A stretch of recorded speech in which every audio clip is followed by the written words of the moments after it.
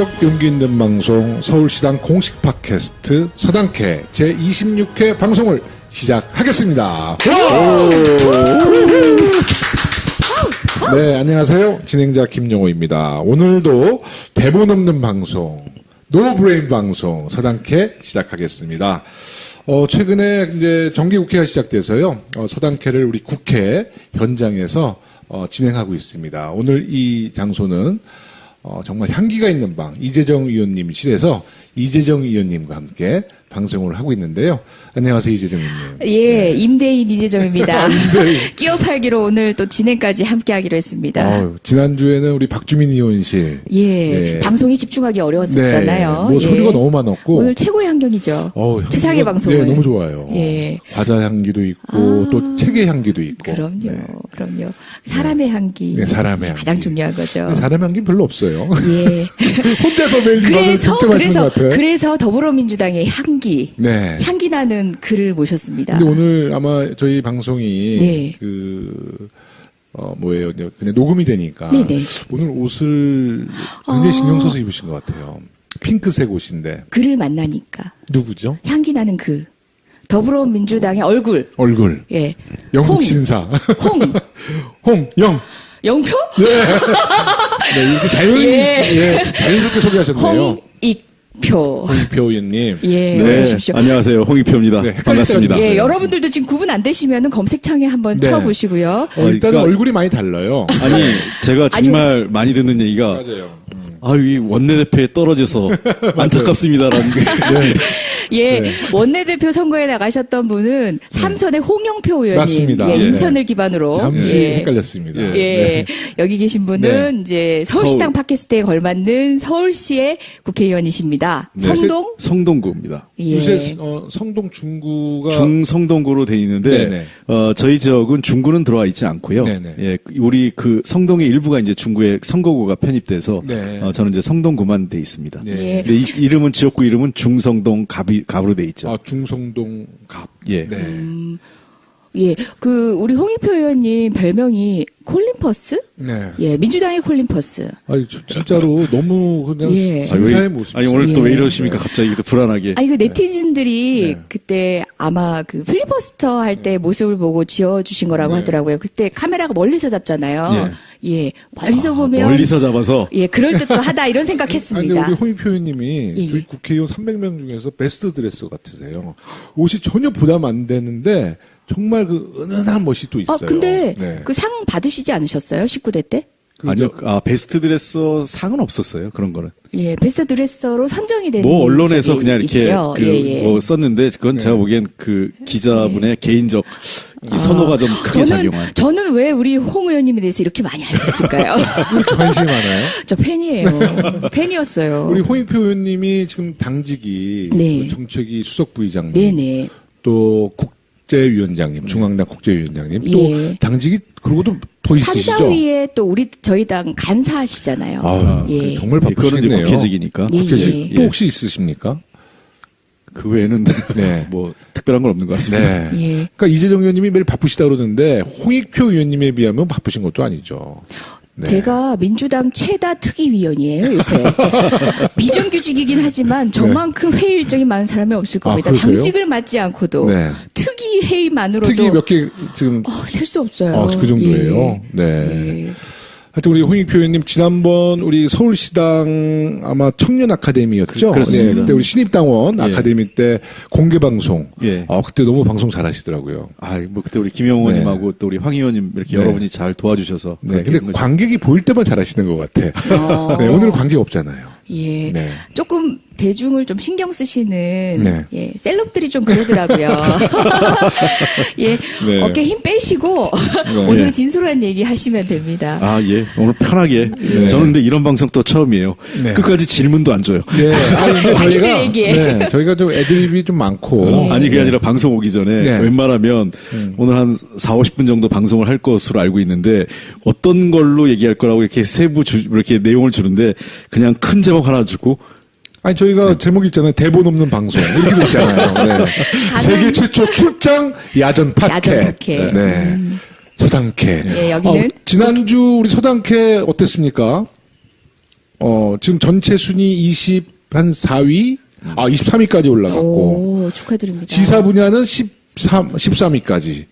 야, 이제 좀 다시 서당캐가 살아나네. 원래 그 서당캐 순위가 많이 떨어지면 제가 이제 MC직 그만두고 이제 이재정 의원님이 하시기로 아깝다. 했는데, 아이. 제가 이 말씀을 드리니까 굉장히 실망한 표정이에요. 아이, 아깝이. 근데 이재정 의원님 도움에, 네. 예, 박주민 의원님 도움에, 예. 예, 순위가 좀 다시 좀 올라갔습니다. 우리 이번에. 청취자 여러분들 계속 좀 우리 서당캐 사랑해 주셨으면 좋겠고요. 예. 우리 홍익표 의원님 저희 당의 뭐 정책통 또 국제통이시니까 최근에 이제 그 북핵 문제 때문에 우리 대한민국이 굉장히 위중한 시기에 빠져 있는데요. 특히 어저께 사드 포대가 이제 임시 배치가 어저께 참 안타깝습니다. 네. 그런데 어떻게 좀 우리 오늘 아침에 좀 방송을 지켜봤는데 정말 마음이 너무 아팠거든요. 네. 우리 홍익표 의원님 어떻게 보셨습니까? 글쎄 조금 아쉽습니다. 여전히 그 과정이나 이런 그 문제를 처리하는 절차에 있어서는 저는 여전히 조금 이번 결정에 대해서 우리 정부가 내린 결정이지만 좀 아쉽다 이런 생각을 네. 갖고 있습니다. 네네. 임시 배치라고 있는데요.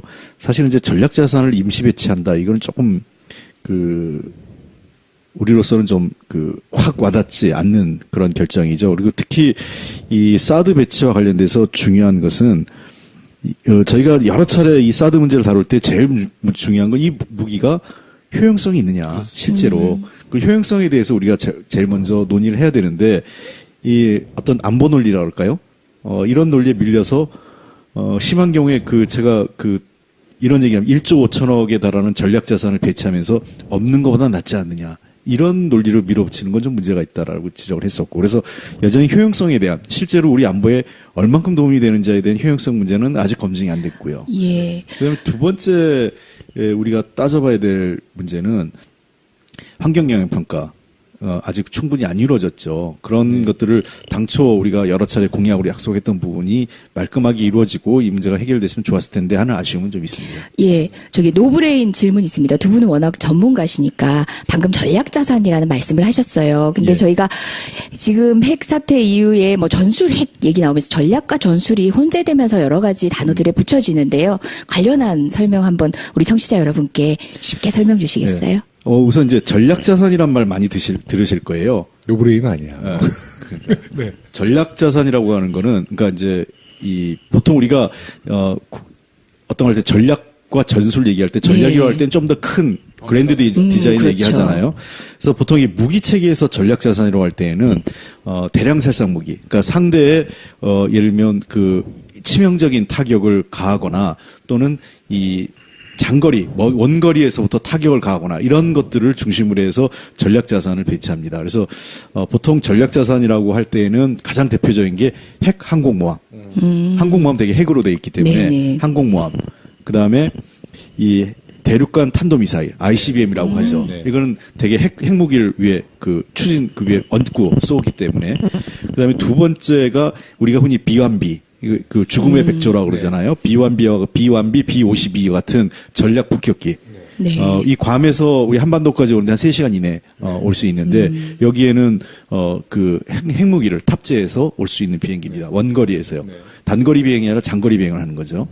근데 네 번째가 이제 핵잠수함입니다. 핵잠수함 같은 경우는 보통 핵잠수함의 필요 이유는 냉전 시대에 서로 대량 살상, 확인 살상이에요. 네. 응징 차원에서. 예를 들면. 확인 살상. 예. 지상에선 전쟁이 끝났어요. 그러니까 예를 들면 모스크바하고 워싱턴이 전쟁이 붙었는데 미국이 이겼어요. 네. 그래서 모스크바가 초토화가 됐어요. 예를 들어. 네, 예를 들면. 끝났어요. 옛날 냉전 시기에. 그러니까 과거 이제 미국과 소련이 이 시기에. 그러나 이 핵잠수함은 쭉 가는 겁니다. 바닷속을. 몇 개월을 항해를 합니다. 네. 왜? 작전 능력이 라스트 콜. 네. 마지막 명령을 갖고요. 영화 우리 크림슨 타이드라든지 네. 그런 영화 많이 보셨을 거예요. 네. 지상의 상황은 몰라요. 네. 이 항공 핵 잠수함은 대개 자막 능력이 한 3개월 이상 갈 수 있어요. 그러니까 안 올라온다는 그렇죠. 얘기죠. 왜 밑에 있다는 디젤 얘기죠. 잠수함 같은 경우는 네. 이 환기 때문에 가스가 발생해서 환기 차원에서 지상으로 올라와야 돼요. 네. 1개월 네, 안쪽 안팎으로 해서. 근데 핵 추진 잠수함은 최소 3개월에서 길게는 1년 가까이를 이렇게 그 바닷속으로 자망이 가능한 거예요. 그래서 이 바닷속으로 쭉 가가지고 라스트 콜이라는 게 뭐냐면 자기 직속상관으로부터 명령을 받는 겁니다. 그러니까 무조건 그 네가 설정했던 그 잠수함, 핵잠수함이 설정한 타겟에 그 핵무기를 쏴라는 거예요.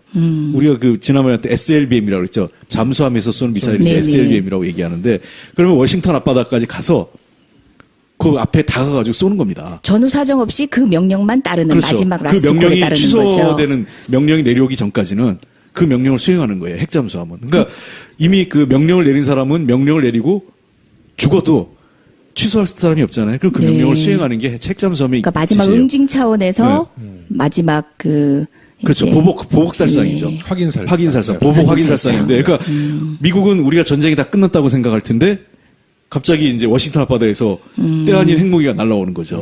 그러니까 이런 것들이 이제 핵잠수함 가고 이제 전략자산이라고 하는 거고, 사드 배치도 이 전략자산이라고 평가하는 이유는 뭐냐면 ICBM, 그러니까 그 공격무기, 방어무기, 그러니까 전략무기를 방어하는 무기죠. 그러니까 그 사드가 전략자산이라고 얘기할 때 왜 한국의 방어에는 부적절하다고 얘기하냐면 전략자산이라고 그러잖아요. 아, 뭐겠어요? ICBM, 대륙간 탄도미사일을 잡는 거거든요. 예. 그러면은 한국 같은 경우는 전장거리, 전장이라고 할 땐 이 전투의 길이, 그래서 종심이라고도 표현하는데 매우 짧습니다. 예, 예. 한반도가 작은 짧죠. 나라니까. 한반도 예. 전체가 그 1000km밖에 안 예. 되는 그 거리 아니겠어요? 우리가 서울에서 부산까지가 450km 정도고, 예. 그 위로 한 600km 북한이 좀 더 기니까 한 1000km, 삼천리 강산 아니에요? 네. 그러니까 1000km 정도 되기 때문에 종심이 매우 짧습니다. 그래서 미국 전략자산 운영 지침에도 1000km 이내에는 전략자산을 배치하지 않게 돼 있어요, 원래요. 왜냐하면 1000km 이내에 들어오면 전략자산이 공격받지 않습니까? 네. 그래서 전략자산은 먼 거리에서 때리는 거기 때문에 굳이 갖다 놓을 필요가 없는 거죠. 그래서 이 방어형이든 공격, 사드는 방어형 무기죠. 네. 공격형이 아니라. 그래서 이런 전략자산을 잡기 위한 방어형 무기라고 해서 그렇게 평가가 되는 거고요. 우리가 이제 전술무기, 전술무기라고 하는 거는 네네. 소위 이런 이 대규모 전투, 소위 전면전에도 사용되지만 국지전에도 활용되는 무기를 얘기합니다. 우리나라에서도 전술핵이 있었어요. 1990년까지는. 네. 1990년대 초반에 조지 부시, 아버지 부시죠. 아버지 부시 대통령 때 냉전이 해체되면서 전술핵을 폐기했는데 철수했죠. 뺀 거죠, 미국이요. 그 당시에 이제 이 전술핵의 대표적인 것들은 뭐가 있냐면 핵 지뢰가 핵이 들어가 있어요. 그다음에 핵 배낭. 혹시 영화 보셨는지 모르겠어요. 이거 핵 배낭 갖고 테러리스트들이 네. 배낭에 들어간 걸 그 도심 테러하기 위해서 네. 이런 핵 배낭. 그러니까 왜냐하면 특수부대 요원이 배낭에 그 핵무기를 들고 적 심장부에 들어서 터트리는 거예요. 그러면 이제 핵심 이 건물을 폭파시키는 아, 거죠. 그러니까 작은 규모. 그렇습니다. 그러니까 범위가 좁은 장소를 타겟팅으로 하는 그래서 가벼운. 국지전이라고 보시면 돼요. 예, 그러니까 국지전. 거점 타격 또는 국지전 이렇게 네, 사용하는. 네. 그다음에 핵포탄도 있어요. 네. 그러니까 그 대포에 그 핵무기가 장착되는 경우도 있고. 그다음에 짧은 탄도미사일, 우리가 흔히 스커드 미사일 같은 거 네. 있죠. 북한이 쏘는. 우리도 지금 현무나 이런 거 짧은 미사일이 있는데 거기에 핵무기를 장착하면 이건 전술무기. 그러니까 이거는 이 대규모 한 개 도시를 초토화하는 정도가 아니라 특정 지역을 거점으로 해서 무력화시키는 정도의 무기가 전술핵이라고 할 수 있겠죠. 전략자산, 전술핵 이런 얘기가 지금 계속 언급된다는 예. 것은 그만큼 우리 한반도가 정말 위기에 봉착했다는 그렇습니다. 그런 얘기죠. 그러니까 제가 보기엔 이 전술핵 배치 지금 예, 일부 예. 야당에서 주장하는데 사실 그게 궁금해서 네. 그 설명을 부탁드렸습니다. 저는 좀 현실성이 없다고 생각해요. 이 전술핵이 왜 그러면 폐기되고 지금은 최소한만 그 유럽의 일부 지역에서 운영되고 있는 그건 이제 철거 다 남은 거거든요. 폐기하다가 전술 무기를 배치한다, 한국에 배치한다, 한반도에 배치한다고 얘기하는 거는 첫 번째 우려되는 거는 그러면은 북한 비핵화나 한반도 비핵화는 포기하는 겁니다. 포기하는 거죠. 그러니까 북한 핵을 인정하는 거죠. 그리고 그러면 우리가 NPT에서 탈퇴를 할 필요는 없나요? 그거는 이제 미국 무기를 가져오면 우리가 무기를 개발한다면 네, 그러니까 두 가지죠. 네. 이 전술 핵이든 어떤 전략 핵이든 핵무기를 가질 때는 네. 우리가 독자적으로 갖느냐, 네. 미국이 배치하는 게 있는데 우리가 독자적으로 한다고 네, 한다면 NPT 탈퇴를 해야죠. 독자적으로 하는 경우 네. 이거는 NPT 탈퇴해야 되죠. 네. 그런 이제 한미동맹도 깨지는 겁니다. 그렇습니다. 네. 우리 경제 제재도 막 받고 이런 거 아닌가요? 그런 거죠. 그러니까 북한에게 받은 그런 경제 제재를 우리도 받아야 되는 거죠. 원유 공급 중단, 오, 이런 중단되고 얘기가 막 그런 터져서 거죠. 우리 걸어다니는. 그런 거 왜 자유한국당 의원님들 중에 우리가 막 개발해야 된다고 그러니까 그러지? 미국이 정신 동의하지 나가서 않으면 그렇지. 네. 미국이 동의하지 않으면 저는 그래서 누가 그런 얘기하길래 독자를 하려면 미국 동의부터 받아와라 그러면 받을 수 있으면. 그리고 두 가지죠. 우리가 그 북한이 받는 것처럼 경제봉쇄나 경제제재 받고 얼마나 버틸 수 있는지, 그리고 경제적 피해를 우리 기업과 우리 국민들이 감수할 것을 먼저 설득하고 가자. 그러면 갈 수 있다. 누가 설득하겠어요? 자, 그래서 이 독자적으로 핵 전술핵이든 전략핵을 갖는 거는 현실적으로 어렵습니다. 그리고 또 하나는, 이거 하려면 우리가 재처리 설비나 농축할 수 있는 설비를 갖춰야 되거든요. 네. 그리고 원재료가 뭐냐면 농축 우라늄이에요. 네. 그러니까 고농축 우라늄. 그러니까 발전소에 들어가는 건 저농축 우라늄이고, 그다음에 그 핵무기를 쓰는 건 고농축 우라늄인데, 그걸 어디서 삽니까? 그러니까 네. 이 고농축 우라늄을 살 수가 없어요. 네. 몇 년 전에 대덕에서 한번 난리가 났어요. 네. 이 저농축 우라늄을 일부 이 근거가 사용했는데 근거가 없어서. 아, 그렇죠. 예, 네, 네. 기억나실 네, 거예요. 네, 연구소에서. 네, 네. 그 정도로 IAEA가 네. 이거 엄격하게 관리합니다. 맞습니다. 네. 그러니까 우리가 독자적으로 개발한다는 거는 정말 그거는 이 핵무기 개발에 대한 이 시장 원리나 또 작동 원리를 조금이라도 이해하면 불가능하다는 걸 알 거예요. 그렇게 이야기하는 정치인들의 얘기에 욱하는 애국심에 예. 헛된 애국심에 그냥 욱하실 필요가 없습니다. 진짜 말로 막 지르는 거죠. 지르신 정말 이게 거네. 뭐 동네 무슨 시정잡배 싸움도 아니고요. 예. 이게 감정으로 대응을 하면 아니 저는 이제 아니잖아요. 우리 네. 일반 국민들이 우리 핵무기 가져야 되는 거 아니야 이렇게 얘기할 수 있어요. 예. 근데 책임 있는 정치인이 그다음에 그 대표급 되는 정치인들이 핵무기를 보유해야 한다고 얘기하는 거는 이런 여러 가지 앞뒤 전후사정 가리지 않고 얘기하는 거는 무책임한 거죠. 네. 그러니까 그야말로 그냥 이거야말로 안보 포퓰리즘이죠. 예. 그다음에 이제 두 번째 가능성 미국이 배치하는 거죠. 네. 그러니까 미국이 배치하는 건데 이 경우는 아까 첫 번째 그럼 북한을 핵보유국으로 인정하고 한반도 비핵화는 포기하는 거죠. 네. 그다음에 두 번째 문제는 미국이 배치하지 않을 거라고 좀 보는 거는 실효성이 없어요. 왜 실효성이 없냐? 아까 얘기한 우리 전략자산, 핵항모, 잠수함, 그다음에 그 전략폭격기, 그다음에 대륙간 탄도미사일로 다 미국이 북한을 겨냥하고 있잖아요. 이미. 그렇죠. 전략자산. 이거는 한 방으로 그러니까 이 미사일 하나로 북한 전체를 거의 초토화시킬 수 있는 그렇습니다. 폭발력을 가지고 있는 무기들이에요. 이미 전략핵이 있는 그렇죠. 상태니까. 전략핵으로 우리가 핵우산을 보호하고 있는 거예요. 그러니까 아까 이미 얘기했지만은 핵은 그 공포의 균형을 이루는 겁니다. 그러니까 너희가 우리를 공격하면 우리도 공격해서 같이 죽자. 너도 죽는다 이거거든요. 그러니까 같이 북한- 억지하는 거, 전쟁 그렇죠. 핵 억지력이 억지력이라고 거기에 있는 얘기하는 거죠. 그런 거기 예. 때문에 이미 충분하게 그 더 강력한 것으로 국지전에 사용하는 전술핵보다 훨씬 더 10배 이상, 20배 이상 강한 전략핵으로 이미. 핵우산을 갖고 예. 있어요. 실효성이 없다는 거예요. 네. 그리고 세 번째, 아까 얘기한 핵포탄, 핵지뢰, 핵배낭 이런 거를 전술핵을 우리가 갖게 됐어요. 그럼 이제 북한이 지금 아직까지는 전술핵 얘기를 안 하고 있는데 네. 반드시 저쪽은 행동 대 행동으로 우리가 전술핵 가지면 저쪽도 전술핵을 배치할 겁니다. 개발할 겁니다. 이미 전략핵 개발했는데 전술핵 개발은 뭐 금방 하죠. 네. 그러면 더 무서운 현상이 벌어지는 거죠. 이미 우리가 장사정포 아시죠? 김용호 네, 의원님. 알죠. 네. 우리가 한 200km 이내는 네. 그 휴전선으로부터 200km 이내는 장사정포 사정거리에 들어와 있잖아요. 네.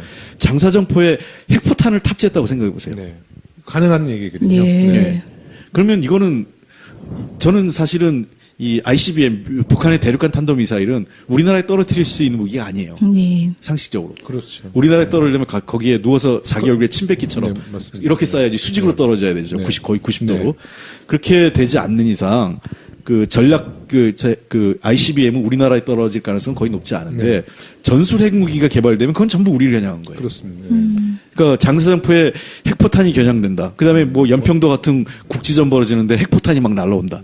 이런 상상을 해보면 말이 안 된다는 거고요. 마지막 네 번째는 90년 냉전체제 해체되면서 이런 국지전에 전술핵이 사용되면 정말 핵전쟁의 위험이 높다.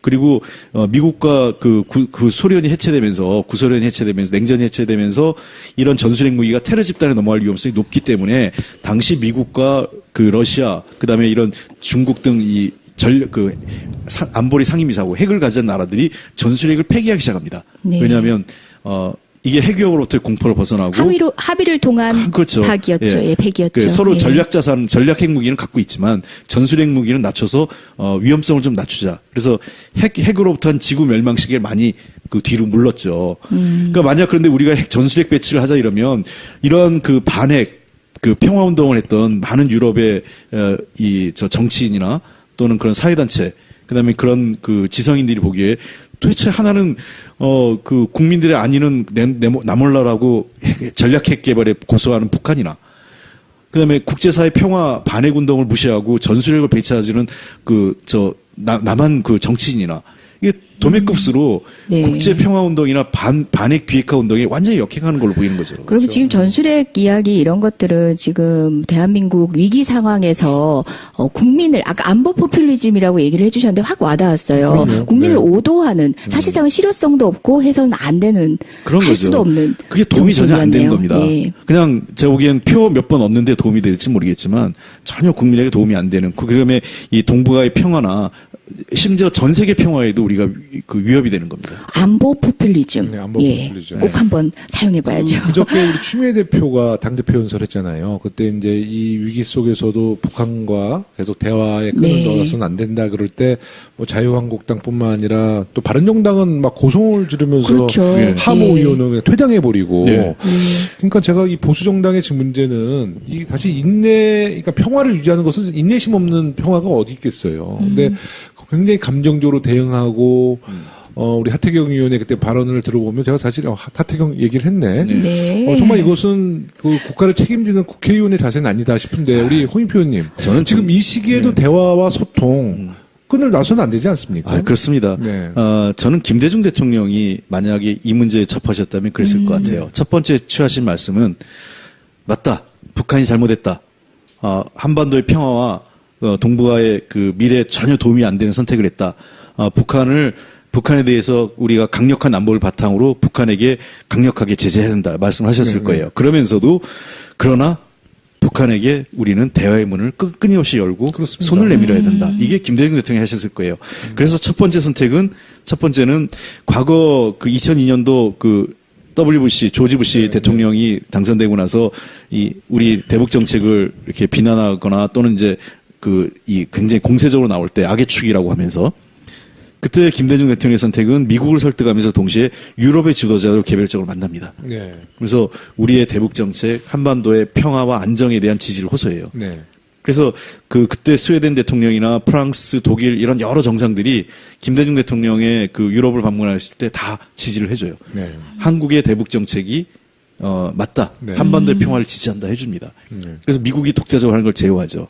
저는 그런 외교적 활동, 우리가 한미동맹도 중요하지만 제가 늘 얘기하지만 한미동맹은 수단이지 목표가 아니죠. 네. 한미동맹을 통해 우리가 한반도 평화와 우리 대한민국이 안전한 한미동맹이 긍정적이고 하나의 수단이기 때문에 우리가 한미동맹을 하는 거 아니겠어요? 네. 한미동맹을 위해서 전쟁할 수는 없는 거 아닙니까? 그렇습니다. 네. 전 그런 측면에서 한미동맹은 우리의 목표가 아니라 수단이라고 생각해요. 한반도의 네. 평화 안정을 위해서. 그러기 때문에 한미동맹과 함께 그런 다양한 형태의 국제사회에서 한반도의 평화와 안정을 요구하는 움직임을 만들어야 돼요. 그 국민이 모두 알고 있으면서도 감히 공식적으로 얘기 못하는 얘기들이 뭐냐면 미국의 이익과 우리의 이익은 국익은 당연히 다른 거잖아요. 당연히 다르죠. 예, 상황마다 판단이 다를 수밖에 없는데 그런 말을 의회에서 한다든가 이렇게 공식적으로 하면은 한미 동맹을 저해하는 아주 불온한 생각이 되는 현실이죠. 저는 사실 너무나 충격적인 게 이게 정말 요새 너무 서글퍼요. 우리가 얼마 전에 미국의 트럼프 대통령, 우리 문재인 대통령 통화에서도 미사일 탄두 그것을 늘리는 것도 미국에서 오케이를 하니까 이게 네. 유엔도 아니라 무슨 네. 종속 관계도 아니잖아요. 네. 우리의 자산인 우리의 무기의 탄두를 늘리는 것도 미국의 동의를 받아서 추진하는 것은 너무 서글픈 현실이라는 생각이 들고요. 그렇습니다. 이 군사주권 네. 문제인데 나중에 혹시 기회가 되면 왜 대한민국의 군사주권이 미국으로 넘어왔나? 이건 따로 한번 얘기할 수 있겠어요. 네, 꼭 말씀입니다. 듣고 싶습니다. 네, 유모 장군이라고 네. 나중에 국방부 장관까지 하신 분인데 네. 그분 때문에 7사단과 3군단이 다 망했었어요. 3군단이 해체되면서 네. 그날부로 벤플리트 당시 미군 사령관이었죠. 미군 사령관이 한국군의 작전권을 거둬들입니다. 그 유명한 일이 있습니다. 그 군단장이 도망가는. 네. 그래서 군단 전체가 패망하고 네. 그다음에 그로 인해서 이 미군까지 중대한 위협에 처하는 그런 상황이 벌어진 일이 있어요. 나중에 그게 네. 이제 아주 유명한 그 전투가 있습니다. 강원도에서. 그건 따로 한번 얘기하는데 네. 이렇게 우리가 전자권도 없고 여러 가지 군사 주권을 미국에게 넘겨주고 있다 보니까 지금 네. 김영호 의원 말씀하신 것처럼 여러 가지 통제를 받고 있어요. 그 네. 얘기 뭐냐? 미국이 한국 정부도 안 믿는다는 거예요. 네. 왜? 한국 정부가 독자적으로 전쟁을 일으킬 수 있을 위험이 있기 때문에 그걸 제한을 하는 겁니다. 그러니까 전면전을 일으키는 걸 막는 거죠. 심지어 전자권이 우리가 하더라도요. 그 공군에 대한 작전권을 우리가 못 가지고 있습니다. 네. 많은 분들이 자꾸 오해하고 계시는데 육군하고 해군은 우리가 작전권을 가져오지만 공군은 예외예요. 왜? 공군은 일시에 전면전을 갈 수 있는 무기가 되잖아요. 네. 그러니까 공군은 여전히 이 전자권이 넘어온다 하더라도 계속 모든 공군에 대한 작전권은 미국이 갖고 있습니다. 네. 그러니까 우리나라 공군은 오산의 비행장에 있는 미군으로부터 군사용 GPS를 받지 않으면 그 지상에 있는 목표물을 공격할 수가 없습니다. 자, 여기서 자, 다시 이제 노브레인이 질문합니다. 예, 무서워. 예. 무슨 질문할까?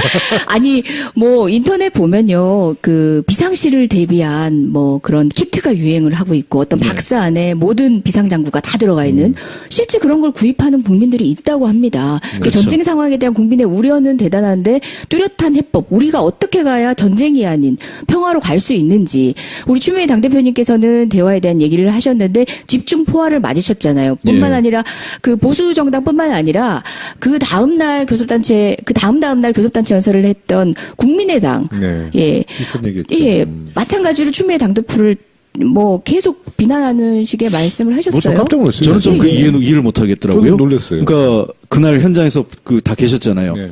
잘했어 한 분이 있었어요. 네, 네, 네. 박지원 대표님. 네. 박지원 예. 대표님이 우리 추미애 대표한테 잘했어, 잘한다 이렇게 했어요. 그 이제 논조가 DJ 햇볕 정책이기 그렇습니다. 때문에. 근데 네. 국민의당이 사실 김대중의 정신을 계승하겠다는 정당이 추미애 대표한테 그렇죠. 비난하는 거 비판하는 것은 정체성이 이제 완전히 바뀐 거라고 봐야죠. 네. 그런 거죠. 그러니까 네. 실제로 이미 그 지난 총선 때는 열심히 김대중 대통령 적자 논쟁 벌여가면서 그렇죠, 표를 얻었는데 그렇죠. 이미 대선 때부터 사실상 햇볕 정책 포기했죠. 아니, 사드 반대를 제일 먼저 한 게 국민의당이에요. 그러다가 맞- 안철수 그러네. 대표 대선 맞아요. 후보 되자마자 말 확 바꿔가지고. 예. 그러니까 거기가 이 중심도 없고 정체성이 저는 굉장히 보수화됐다고 봐요. 네. 네. 그게 극중주의인가? 예. 자, 그래서 이 위기에 대응하기 위해서 대화가 필요하다라고 저희는 얘기를 하고 있는데도 불구하고 납득을 못하는 청취자도 있을 것 같아요. 또 우리 문재인 대통령도 또 단호하게 말씀을 하셨는데 어떻게 풀어가야 하는지. 그 대화 기준- 문제와 관련돼서 꼭 한 가지 드리고 싶은 거는 네네. 옛날에 이런 저는 옛날 통일부에서 제가 네. 정책보좌관 있었잖아요. 우리 박주민 의원님이 오셨습니다. 박주민 의원님. 중간에 예. 살짝 들으시다가 딱 걸렸어요. 예, 딱 걸렸는데 조용히 앉아서 일단 네. 좀 들으세요. 네. 공부 그- 중이에요, 우리. 그때 대화를 하다고 했을 때 미국은 다양한 형태로 대화합니다. 항상. 네. 그러니까 제재와 압박하고 대치 국면에 있어도 그때는 우리도 대화했고 미국도 대화했어요. 지금 보시면 미국은 다양한 형태로 북한과 접촉하고 지금도 접촉하고 있는 것으로 여전히. 전해지고 있어요. 예. 자, 그러면 이런 거예요. 북한하고 미국이 접촉하면 전략적 선택 또는 그로 인해서 한미동 전략적 선택이라고 하고 미국이 우리하고 전혀 협의 없이 북한하고 대화한다고 해서 한미동맹을 깨쳤다 이렇게 비판하지 않아요. 우리 그렇죠. 보수 언론이나 지금 보수 야당들이. 그렇죠. 근데 우리가 그 북한하고 대화를 해야 된다고 얘기하면 이거는 뭐 미국을 배반하는 게 되는 굴복이다. 거죠. 예. 그 한미동맹을 깨치는 거다. 이거는 이런 얘기는 미국 정치인이나 미국 관료들이 하는 얘기예요. 네. 왜? 자기들 통제에서 벗어나지 않게. 근데 대한민국의 정치인이 그런 얘기하는 건 말이 안 되는 거죠. 이렇게 얘기하면 대한민국 외교가 제한되는 겁니다. 1900원의 을사드 위약이 뭡니까? 제일 먼저 뺏어간 게 뭐예요? 대한민국의 외교권을 뺏어간 겁니다. 네. 그러니까 대한민국은 외교적 역량이 없으니 가만히 있으라. 일본이 대신해주겠다. 이거거든요. 네. 그러니까 지금 우리 일부 야당의 의견은 같은 선상이에요. 우리는 가만히 있고 미국을만 따라가라. 아까도 얘기했지만 미국의 국익과 한국의 국익은 국면마다 다릅니다. 너무 자존심 상한 얘기예요, 예, 사실. 다만 한미동맹이라고 할 때는 그러한 다른 국익을 서로 관리하고 조절해서 하나로 합칠 수 있는 서로 조율할 수 있는 역량이 있느냐가 중요한 거죠. 저는 그런 역량이 있다고 생각해요. 네. 근데 네. 국면마다 다를 때 다른 얘기를 해야 우리 의견을 넣을 거 아니에요. 우리 의견은 가만히 있고 미국이 하자는 대로 따라가면 그게 우리 국익에 맞나요? 그러니까 미국이 전쟁하자 그래도 맞아요. 그리고 그냥 한반도가 전쟁되는 걸 따라갈까요? 저는 정말 이해할 수 없는, 그러니까 대한민국 정치인이 아니라 마치 미국 정치인 같아요. 그렇게 네. 얘기하고. 미국 정치인도 아니라 그냥 아주 정말 자존심 상하는 발언들을 계속 하는데, 미국이 이제 우리의 동맹국은 맞죠. 또 6.25 전쟁 때 한 10만여 명의 또 미군들이 거기서 희생당한 것도 뭐 있지만, 또 우리나라의 한반도라는 그 땅을 제공함으로써 미국의 전략적인 굉장히 요충지를 우리도 제공하고 있는 거예요. 미국에. 그러니까 우리가 일방적으로 미국한테 고마울 필요 없다는 거예요, 저는. 아니, 그렇잖아요. 맞습니다. 네. 예. 근데 우리나라 지금 보수 국회의원들이나 정치인들은 마치 미국의 환상을 갖고 미국에 너무 의지를 하니까, 아니, 저 태극기 집회 가보셨잖아요. 성조기가 우리 태극기의 10배가 더 커. 그래서 그때 외신들이 왜 성조기가 성조기를 들고 등장하지? 있냐. 이러면서 이거 무슨 예. 4대도 아니고요. 예. 근데 제가 한 몇 개월 전에 중국을 갔는데, 네, 이 미국 사람들이 기분 나쁘대. 거기에 성적이 쓴다고요. 근데 제가 중국을 갔는데 한 4개월 뒤에 중국 갔거든요. 근데 중국에 있는 매체에서 어떻게 그 잘못된 뉴스를 전달하냐면 광화문의 성족이랑 태극기 그 그림을 캡처해가지고 한국 군인과 미군들이 힘을 합쳐서 중국을 공격할 것이다. 이제 이런 또 가짜 뉴스를 생산하더라고. 그러니까 중국 사람들이 볼 때도 이상한 거지. 박근혜 탄핵 때 또 사드 뭐 찬성 집회 때 항상 성조기 태극기가 나와요. 근데 성조기가 태극기가 더 큰 자리를 차지하고 있으니까 네. 정말 자존심 상한 네. 얘기죠. 갑자기 열받네. 자, 제가 다시 이제 이야기를, 시간이 많이 없는 관계로 이야기를 한번 끌어가 보겠습니다. 지금, 국회의사당 안에서는, 본회의장 안에서는, 교섭단체 연설 등을 통해서 또는 뭐 대변인 논평을 통해서 끊임없이 하는 얘기가 문재인 정부의 대북 정책이 잘못돼서, 이 사태가 벌어졌다. 핵 위기가 도래했다라고 얘기하는데 문재인 정부 이제 출범한 지 100일 조금 넘었는데, 예. 자, 이런 위기가 도래된 연유가 또 우리 참여정부의 뭐 햇볕 정책에서 찾아야 합니까? 이 사람들 좋은 말씀이야, 정말. 예. 이 사람들 처음에 이명박 박근혜 정부 출범할 때는 내내 9년 내내 과거 정부에서 퍼져서 그랬다. 예. 그러더니 이제 금방 말을 바꿔서 문재인 정부가 출범해서 그랬다. 이 석 달도 밖에 안 된 예. 정부한테. 사실 이 문제를 국면 역사를 보면 악화되는 시점이 있어요. 그러니까 북한이 1992년도부터 이제 핵 문제 시작을 하지 않습니까? 그러다 94년에 제네바 합의에서 2002년에 이제 파탄 나죠. 그때 부시 정부가 제네바 합의가 우리 안 한다, 이제 폐기한다고 얘기합니다. 그러면서 북한도 우리 핵무기 개발한다고 해서 가다가 2005년 9.19 합의가 되죠. 근데 2005년 9.19 합의가 제대로 이행을 못 되고 표류해요.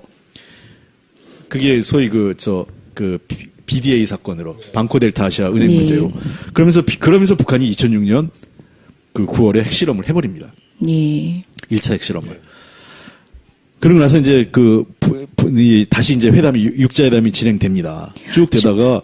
저같이 이렇게 노브레인들이 있으니까 빨리빨리 안 예. 하시고, 그러니까 제네바 합의를 계기로 해서 어쨌든 핵 위기가 사실상 잦아들었는데. 일단 동결된 거죠. 그죠. 그때까지는 동결돼서 이 합의가 쭉 갔으면 되는데 그 합의가 깨지면서 북이 깨진 게 2년 10월이에요. 10월. 예. 그때 이제 부시 정부가 1월 달에 출범하면서 계속 이제 그래서 anything but 클린턴이라고 그랬잖아요. 네. 클린턴 정부의 모든 것을 깨겠다고 해서 네. 이미 제네바 합의 깨지는 게 시간 문제였어요. 왜 제네바 합의의 핵심은 북한이 핵을 동결하는 조건으로 핵무기 네. 개발하지 않는 조건으로 100만 킬로와트 경수로 원전을 그렇죠. 2003년 6월까지 2개를 제공하는 거예요. 200만 킬로와트죠, 총량이. 예. 그 동안은 어쨌든 평화의 시대였습니다. 네, 그걸 그렇죠? 줘야 되고 그다음에 그동안 대북 중유를 공급하게 돼 있었어요. 그래서 경수로 건설의 70%를 우리가 부담하고 맞아요. 거의 비용은 우리가 다 부담하고 네. 미국은 중유만 제공하기로 했는데 2002년 10월에 북한이 우라늄에 대한 개발을 하고 있다라는 그 문제 제기를 하면서 미국이 중유 공급을 중단해요. 그래서 심퍼 사업도 중단시킵니다.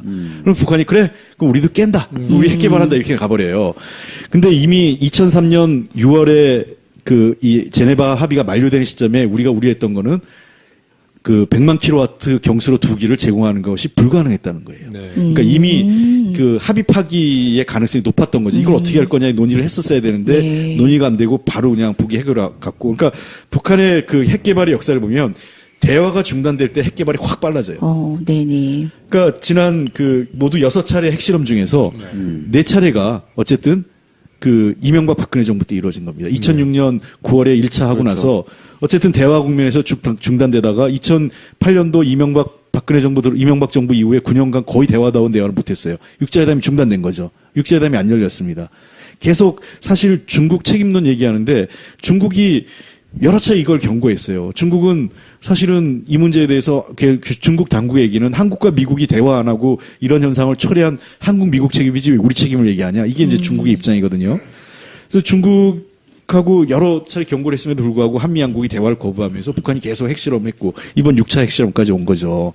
그러니까 저는 그 최소한 대화가 완전한 해결은 아니더라도 북한의 핵 개발이나 미사일 그 개발의 속도를 늦추거나 일시적으로 그 중단시킬 수 있는 그 계기는 된다고 분명히 확신합니다. 클린턴 때 제가 알기로는 그 제네바 합의도 있었지만 더 나아가서 미국과 북한의 어떤 평화협정 가능성 이런 것도 있지 않았었나요? 그게 이제 2000년에 네. 이렇게 보면 남북 관계하고 북미 관계가 일종의 그 두 개의 바퀴예요. 남북 관계가 잘 돼야 북미 관계도 잘 되고 북미 관계가 잘 돼야 남북 관계가 잘 됩니다. 이게 약간 시간적 개분점이 있는데 그 차이는 2000년 6월에 정상회담하잖아요. 남북 정상회담. 네. 그리고 나서 우리가 그렇게 나가니까 미국도 이제 여기서 소위 그 같이 그 화답을 한 거죠. 그래서 2000년 9월과 10월에 그 2000년 10월에 이제 북미 그 공동 커뮤니케 그 조인트 공동 성명이 발표돼요. 그러니까 그게 이제 그 올브라이트 장관이 네. 평양도 갔고 네. 미국의 그 당시 북한의 조명록 장군이죠. 네. 차수라고. 차수가 그 당시 네. 차수였죠. 네. 조명록 차수가 워싱턴을 가서 북미 공동성명 합의가 되는 거죠. 네네. 거기에 네. 대북 적대시 정책을 중단하고 평화협정 문제까지 그다음에 북미 관계 정상 문제가 다 포괄돼 있어요. 실제로 2000년 10월에 했던 그 양국의 공동성명, 북미 네네. 공동성명만 이행됐다 하더라도 이런 상황이 안 왔겠죠. 그렇죠. 네. 사실상 그렇게 됐으면 북한이 굳이 핵을 개발할 필요도 없었고 네. 이런 군사적 긴장 관계도 없었을 것이어서 사실은 그 분위기를 좀 더 몇 년 이어나갔어야 되는데 미국에서 부시는 anything but 클린턴이라고 그랬지만 네. 우리나라 이명박 대통령은 뭐라고 했습니다. anything but 노무현이었잖아요. 네. 늦게 오셔가지고 잘 이해하시네, 방송을. 네. 말씀해야 돼서. 브레인이 있으시네요. 근데 저는 이제 전 북핵 뇌는 문제를 있어요. 좀 해결하기 위해서는 우리도 북한의 입장을 정말 면밀히 검토해야 될 필요가 있어요. 그러니까 예를 들어서 우리의 국방비가 1년에 한 40조 정도 예산이 투입이 되잖아요. 근데 북한의 1년 예산이 40조가 안 된다는 거예요. 그러면 결국 국방력의 차이가 너무나 현저하게 차이가 나니까 북한에서는 효율성을 높이기 위해서 아주 작은 돈으로 핵을 개발하기 시작한 거죠. 지금 결국은 핵을 개발하니까 우리 40조의 국방비를 능가한다는 거 아닙니까? 두 번째는 이런 긴장 문제를 고조시킴으로써 김정은 체제가 이제 결속력을 갖게 되겠죠.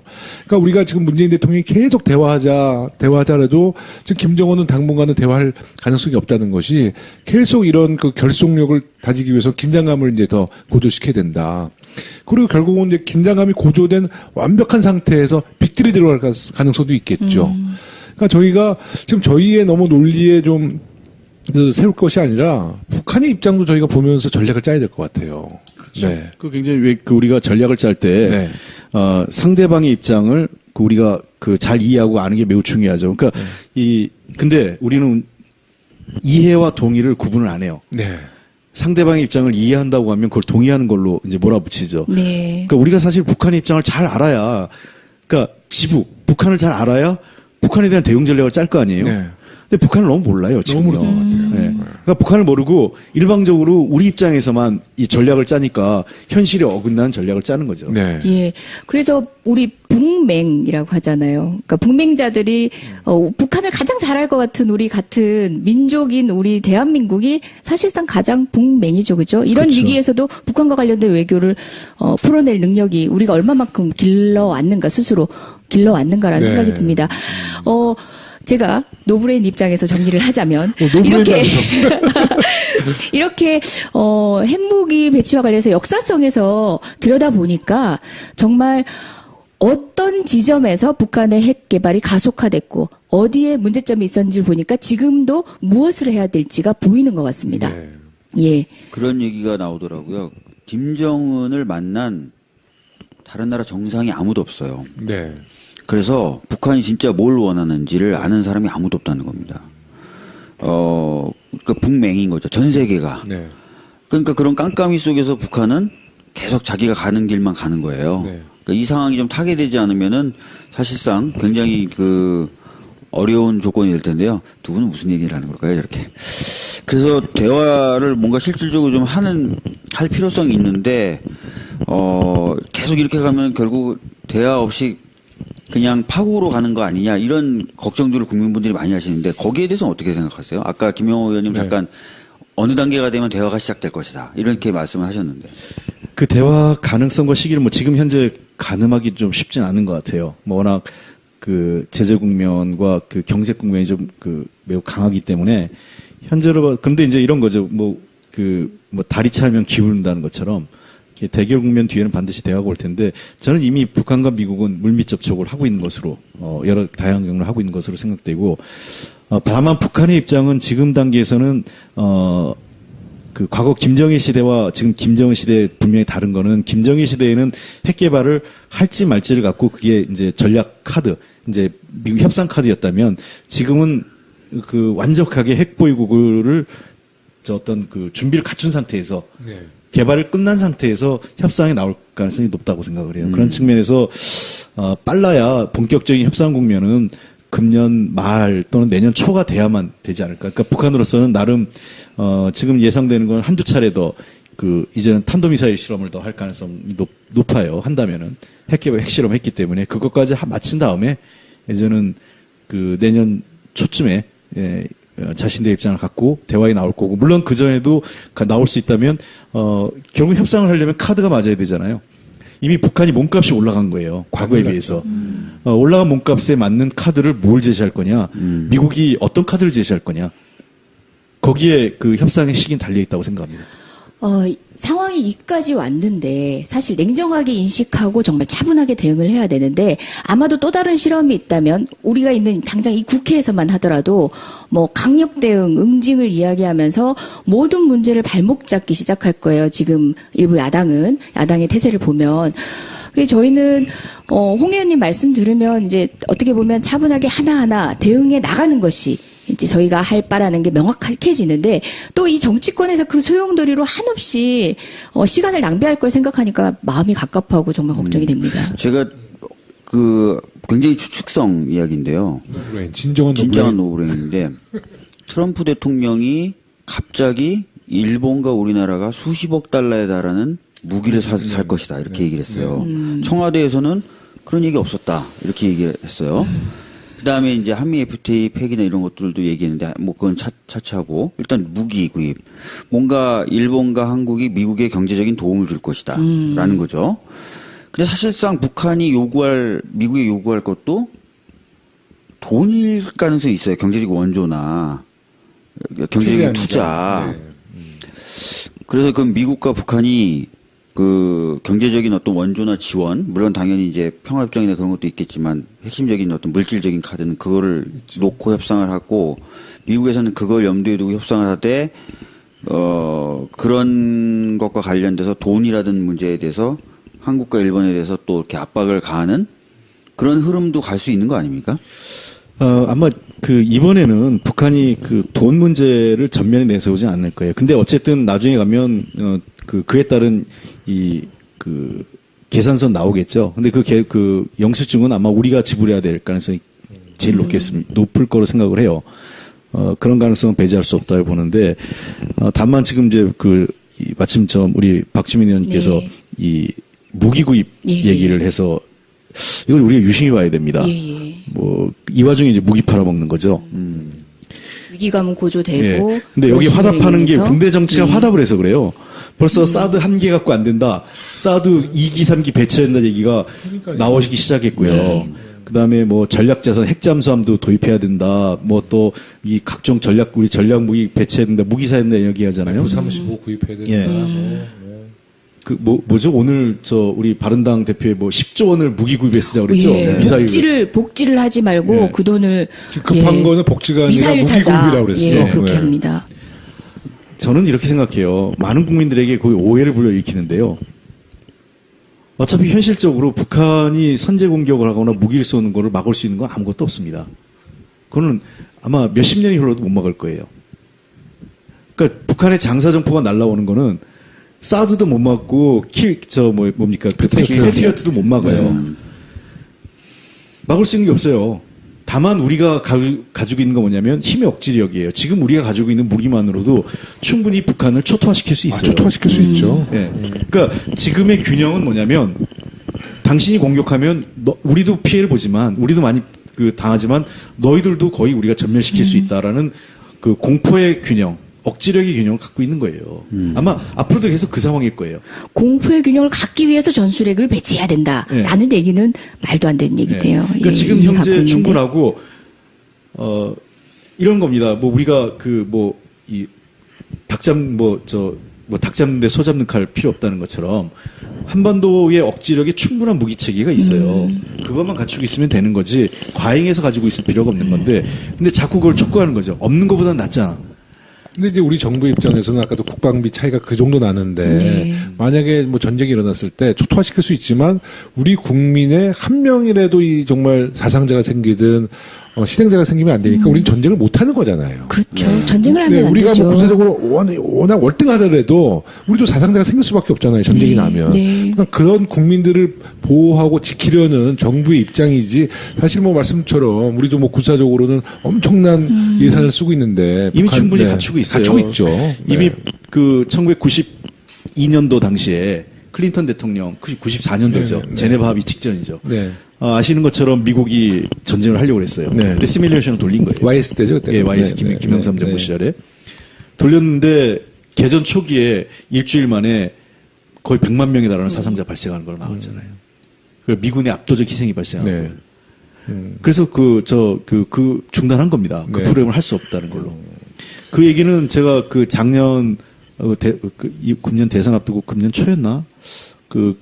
페리 전 국방장관을 만났는데 페리 국방장관이 바로 그걸 했던 분이었던 네. 분이었잖아요. 그때 김종대 의원이랑 가셨을 때 아니에요? 아니요. 저 서울에 오셨을 때 예, 제가 예. 별도로 따로 뵀어요. 페리 국방장관을. 네. 그때 연세대학교에서 초청해서 오셨는데 네. 페리 국방장관이 똑같은 얘기를 하셨어요. 옛날에 내가 그걸 검토한 적이 있었는데 그때도 안 된다. 근데 지금 어떻게 전쟁을 하냐. 그렇죠. 그때보다 희생자는 더 늘 거고 네. 일부 서지컬 스트라이크 해가지고 이 특정 지역 국부 네, 타격 네. 얘기한 게 있잖아요. 그러니까 이제 북한이 미사일이 있을 예상되는 지역, 대량 살상 무기가 있는 지역을 딱 집어서 정밀 타격. 정밀 네, 정밀 타격하는 타격. 한 서지컬 스트라이크라고 그러는데 네, 네. 그걸 고려해 봤는데 그때도 어려웠는데 지금은 더 안 된다. 왜? 지금은 핵무기가 도대체 어디 있는지 모르고 도처에 있는 것 같다. 네, 네. 자, 최근에 북한이 이 미사일 발사를 보면은 북한 전역이 미사일 발사돼요, 이제. 네. 얼마 전에 평양에서도. 평양 인근에서도 네, 네, 네, 북쪽 네, 지역에서. 네. 그러니까 과거에는 무수단이나 네, 네. 뭐 몇 개 특정 지역이 있었어요. 한 두 군데 정도가 특정해서 거기서 쐈는데 이제는 북한이 연료를 액체 연료가 아니라 고체 연료로 고체 바꿨죠. 연료. 그러니까 액체 연료는 채워 넣을 때까지 우리가 저거 쏠려는 거 아니야라는 걸 보이는데 고체 연료는 아무 때나 쏠 수 있단 그렇죠. 말이에요. 네, 네, 그다음에 네. 이동 발사대가 확대됐어요. 맞아요. 이동 발사대는 지하에 숨어 있다가 언제든지 나와서 쏘는 거예요. 그러니까 북한이 그걸 과시하는 겁니다. 니네 공격해봐. 우리는 언제든지 니네가 어디라고 타격을 해도 우리는 딴 데 여러 곳에 있어라는 걸 자꾸 보여주는 거예요. 그러니까 북한이 어떤 미사일 발사 실험하고 핵 실험을 할 때 잘 봐야 돼요. 의도를요. 왜 저러는지. 예를 들면 얼마 전에 단거리 미사일 우리가 을지 포커스 훈련하니까 예. 단거리 미사일을 썼잖아요. 그거는 뭐냐면 지대한 미사일이 반접근 전략이라고 그래요. 반접근 전략이라는 게 뭐냐면 통상 우리의 작전은 동해상에서 미군의 항공모함이나 또는 한 선단, 구축한, 그러니까 이 배가, 전투함이 북쪽으로 접근해 가려고 하는 그런 훈련이에요. 동해상에서. 그러니까 북한은 단거리를 쏩니다. 그러니까 탄착점을 정해서 100km, 150km, 250km. 우리가 군대 갔다 오신 분 알 거예요. 멀중가, 멀중중간가? 뭐 이런 게 있어요. 100m, 200m, 250m인가요? 제가 정확히 다 단교 출신이신데. 네. 아무도 모르십니다. 공군인데 아무것도 몰라요, 우리 제작. 공군은 육군처럼 이렇게 장거리 사격을 안 하고요. 딱 근데 비행기도 안 타봤잖아. 50m 사격만 합니다. 그러니까 50m 사격. 이게 사격을 20발을 쏘는데 그렇게 훈련을 해요. 그러니까 단거리 사격. 그러니까 네. 100m, 그다음에 200m, 그다음에 이제 250m 멀리 있는 거 이렇게 해서 탄착점을 설정해 놓고 이 사격을 교대로 해서 이제 훈련을 해요. 네. 그래서 뭐 멀중가 뭐 이렇게 해서 우리가 흔히 해서 10발을 그렇게 구분하는데 그런 것처럼 미사일도 그렇게 쏘는 겁니다. 100km 그 150km, 250km 이렇게 설정을 해서 나름대로 탄착점을 이렇게 너희들 훈련을 해서 이 정도 오면 우린 공격할 거야라는 거를 과시하는 거죠. 네. 그다음에 곳곳에서 미사일 훈련을 여러 군데서 해요. 그러니까 네네. 우리는 이제는 북한 전역이 미사일 시험 그 발사장이야. 니네 그 서지컬 스트라이크는 불가능해라는 거 네네. 보여주는 네. 거고. 네. 그리고 미사일도 지금 보면 북한이 다양한 형태로 쏴요. 고각으로도 쏘고 약간 낮춰서 쏘고. 그러니까 그거에 따라서 이미 괌과 알라스카는 타격권 내에 들어갔고 조금만 더 하면 군사 전문가들은 서부 그 미국 지역까지. 서부 지역까지는 네네. 충분히 타격이 될 거다 이렇게 얘기를 하고 있어요. 아직까지는 서부 지역까지 어떻게 될지 모르고. 근데 남은 거는 이제 미국도 얘기하는 거는 대기권에 올라갔다가 재진입할 수 있느냐. 이게 재진입하는 게 뭐냐면 기술이 그 ICBM 얘기하시는 그렇죠. 거죠? 네. 탄도 미사일이 이제 대기권 밖으로 나갔다 들어와요. 들어올 때 고열의 네. 이 저항을 받는데 그 마찰 때문에 네. 그때 이게 열을 받으면 안에 있는 기폭장치가 터지면 안 되거든요. 네, 네, 네. 그래서 기술이 뭐냐면 탄소섬유를 피는 거예요. 앞에 네. 겉에. 그래서 탄소섬유가 고열에 이렇게 벗겨져요. 네. 얇은 껍질이. 그러니까 그 냉각시키는 거죠. 네. 북한이 그런 기술 해요. 그건 제가 그 국방부 관계자한테 확인했는데 그게 전 세계에서는 공통의 기술이에요. 이번에 북한이 지난번 탄도미사일 쏘고 나서 그걸 했다고 얘기를 해요. 네. 그래서 물어봤어요. 이게 어느 나라 쓴 모든 기술이냐 했더니 다 미국도 그런 기술이라고 해요. 그러니까 이미 미국의 북한의 그 대륙간 탄도, 그러니까 아직까지는 재진입은 우리가 없다라고 얘기하는 건데 저는 모르겠어요. 이미 북한은 했다고 얘기하는 거고 설사 우리나 미국이 얘기하는 것처럼 재진입 기술까지 아니라 하더라도 그것까지 가는 데는 멀지 않았다 이렇게 거의 근접했다. 예. 그러면 우리 의원님께서는 그 사드 얘기를 좀 여쭤보겠는데요. 그 북한에서 볼 때 그 성주 김천의 사드에 대해서는 어떻게 평가를 한다고 보세요? 보세요. 재밌는 거는 북한 사드 얘기 별로 안 해요. 그러니까요. 예, 자기가 관련 없다고 보는 거예요. 그러니까. 네. 사드는 중국이 되게 심각하게 보고 있는 겁니다. 근데 이제 우리가 사드를 도입하고 나서 북한이 이제 ICBM 계속 쏘는 것은 저는 그렇게 받아들여요. 빨리 사드 배치를 해라.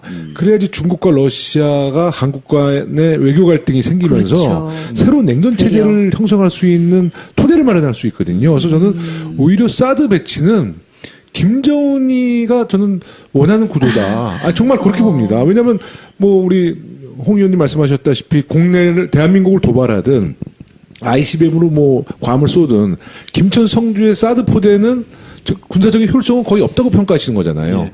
그럼 김정은이가 볼 땐 사드는 아무것도 아니거든요.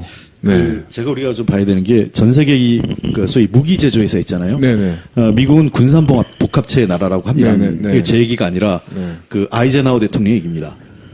그러니까 그 미국은 이 또 다른 검은 세력에 의해서 지배받고 있다. 그게 군산 복합체다라는 얘기를 합니다. 그러니까 즉 그 군수수 제조 회사들이 네. 이 상당한 로비를 영향을 갖고 있어요. 워싱턴 엄청난, 정가를 좌지우지하고 그렇죠. 있고.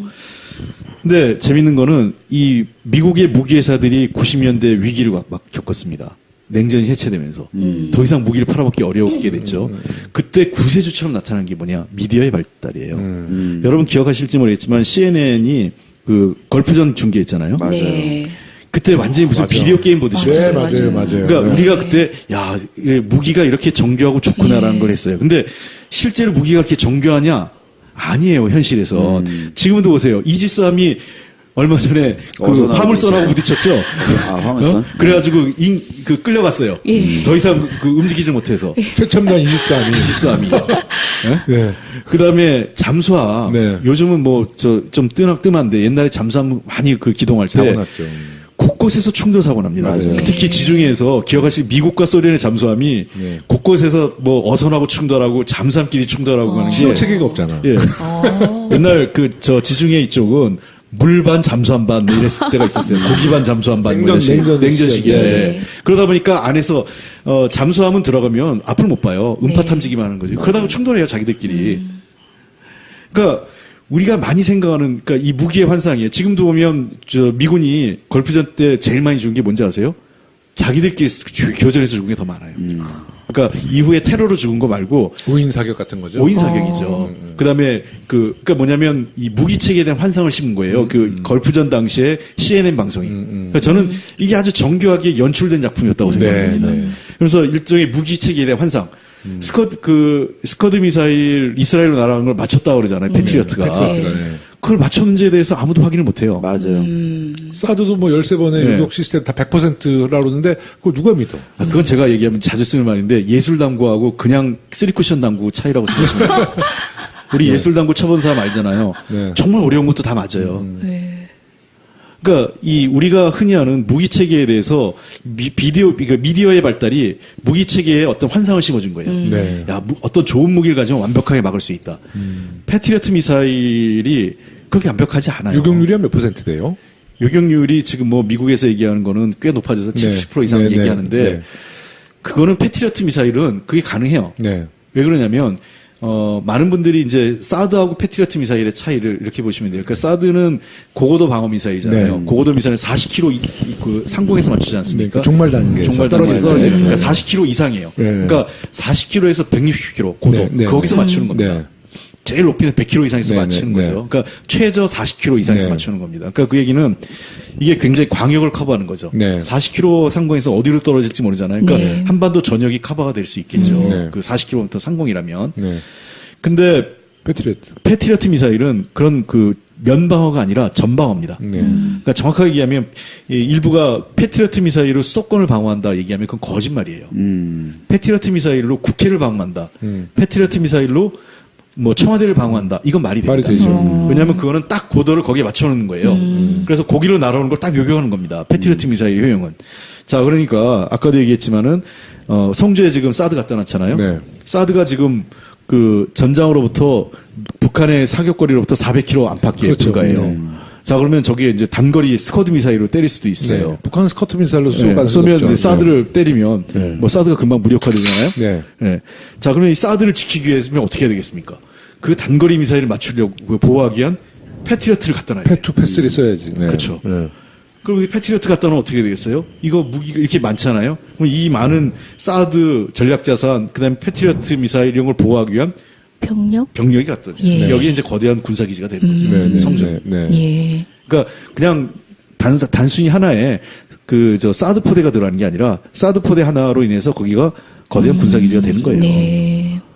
그러니까 그리고 그럼에도 불구하고 사드가 우리 국내를 방어할 수 있냐? 아니죠. 그거는 이미 그 지난번 전 한민구 장관이 얘기했잖아요. 수도권을 방어할 수 없다고. 대전 이북은. 그러니까 그 종말 단계 40km 상공에서 맞추면은 어디까지 하냐면 대전 이남만 보호하는 거예요. 그러면 우리나라 국민의 절반 이상이 어디 사세요? 60%가 지금 수도권에 사세요. 서울, 경기, 이제 인천. 아니 대한민국 남반부도 사실 방어하기 어렵다고 그러지 않아요. 그러니까 지금 이 북한에서 그 지금 고도로 쏴 미사일 실험 발사를 했잖아요. 이것은 아까 말씀하신 대로 이 종신이 짧기 때문에 네. 실제로 뭐 한 1000km를 쏘면 일본을 지나가게 되니까 그 거리 측정을 고도로 한번 해본 거거든요. 북한은 계속 네. 그 실험 발사를 한 건데 네. 그 당시 박근혜 정부에서 그것을 남반부에 추락시키기 위한 하나의 뭐 요격 우리 시스템이라고 남한의 했잖아요. 네. 속위에서 이제 이렇게 그러니까 대구까지 올렸다가 예. 추락시켜서 네. 아니 네. 그러면 정말 스커트 미사일로 쏠 걸 어떻게 그렇게 쏘냐. 아니 재밌는 건 뭐냐면 이랬어요. 한민구 장관이 뭐라 그러냐면 이거 들으면 다 웃을 거예요. 그건 국회 속기록바도 나옵니다. 네. 한민구 장관이 처음에 우리가 사드가 필요하지 않다. 왜 이렇게 높이 쏴가지고 이렇게 쏠 이유가 없지 않느냐. 없죠. 네. 그렇게 얘기하니까 한 장관이 뭐라고 답변했냐면 처음에 국방부에서 네. 우리 군은 모든 가능성에 대비해야 됩니다. 네. 이렇게 쏠 수 있다고요. 그때 그 얘기를 해요. 맞아요. 그러다가 이제 성주로 가니까 우리가 그랬어요. 야, 성주를 갖다 놓으면 수도권은 방어가 안 되잖아. 그렇게 얘기를 했더니 국방부가 또 뭐라 그러냐?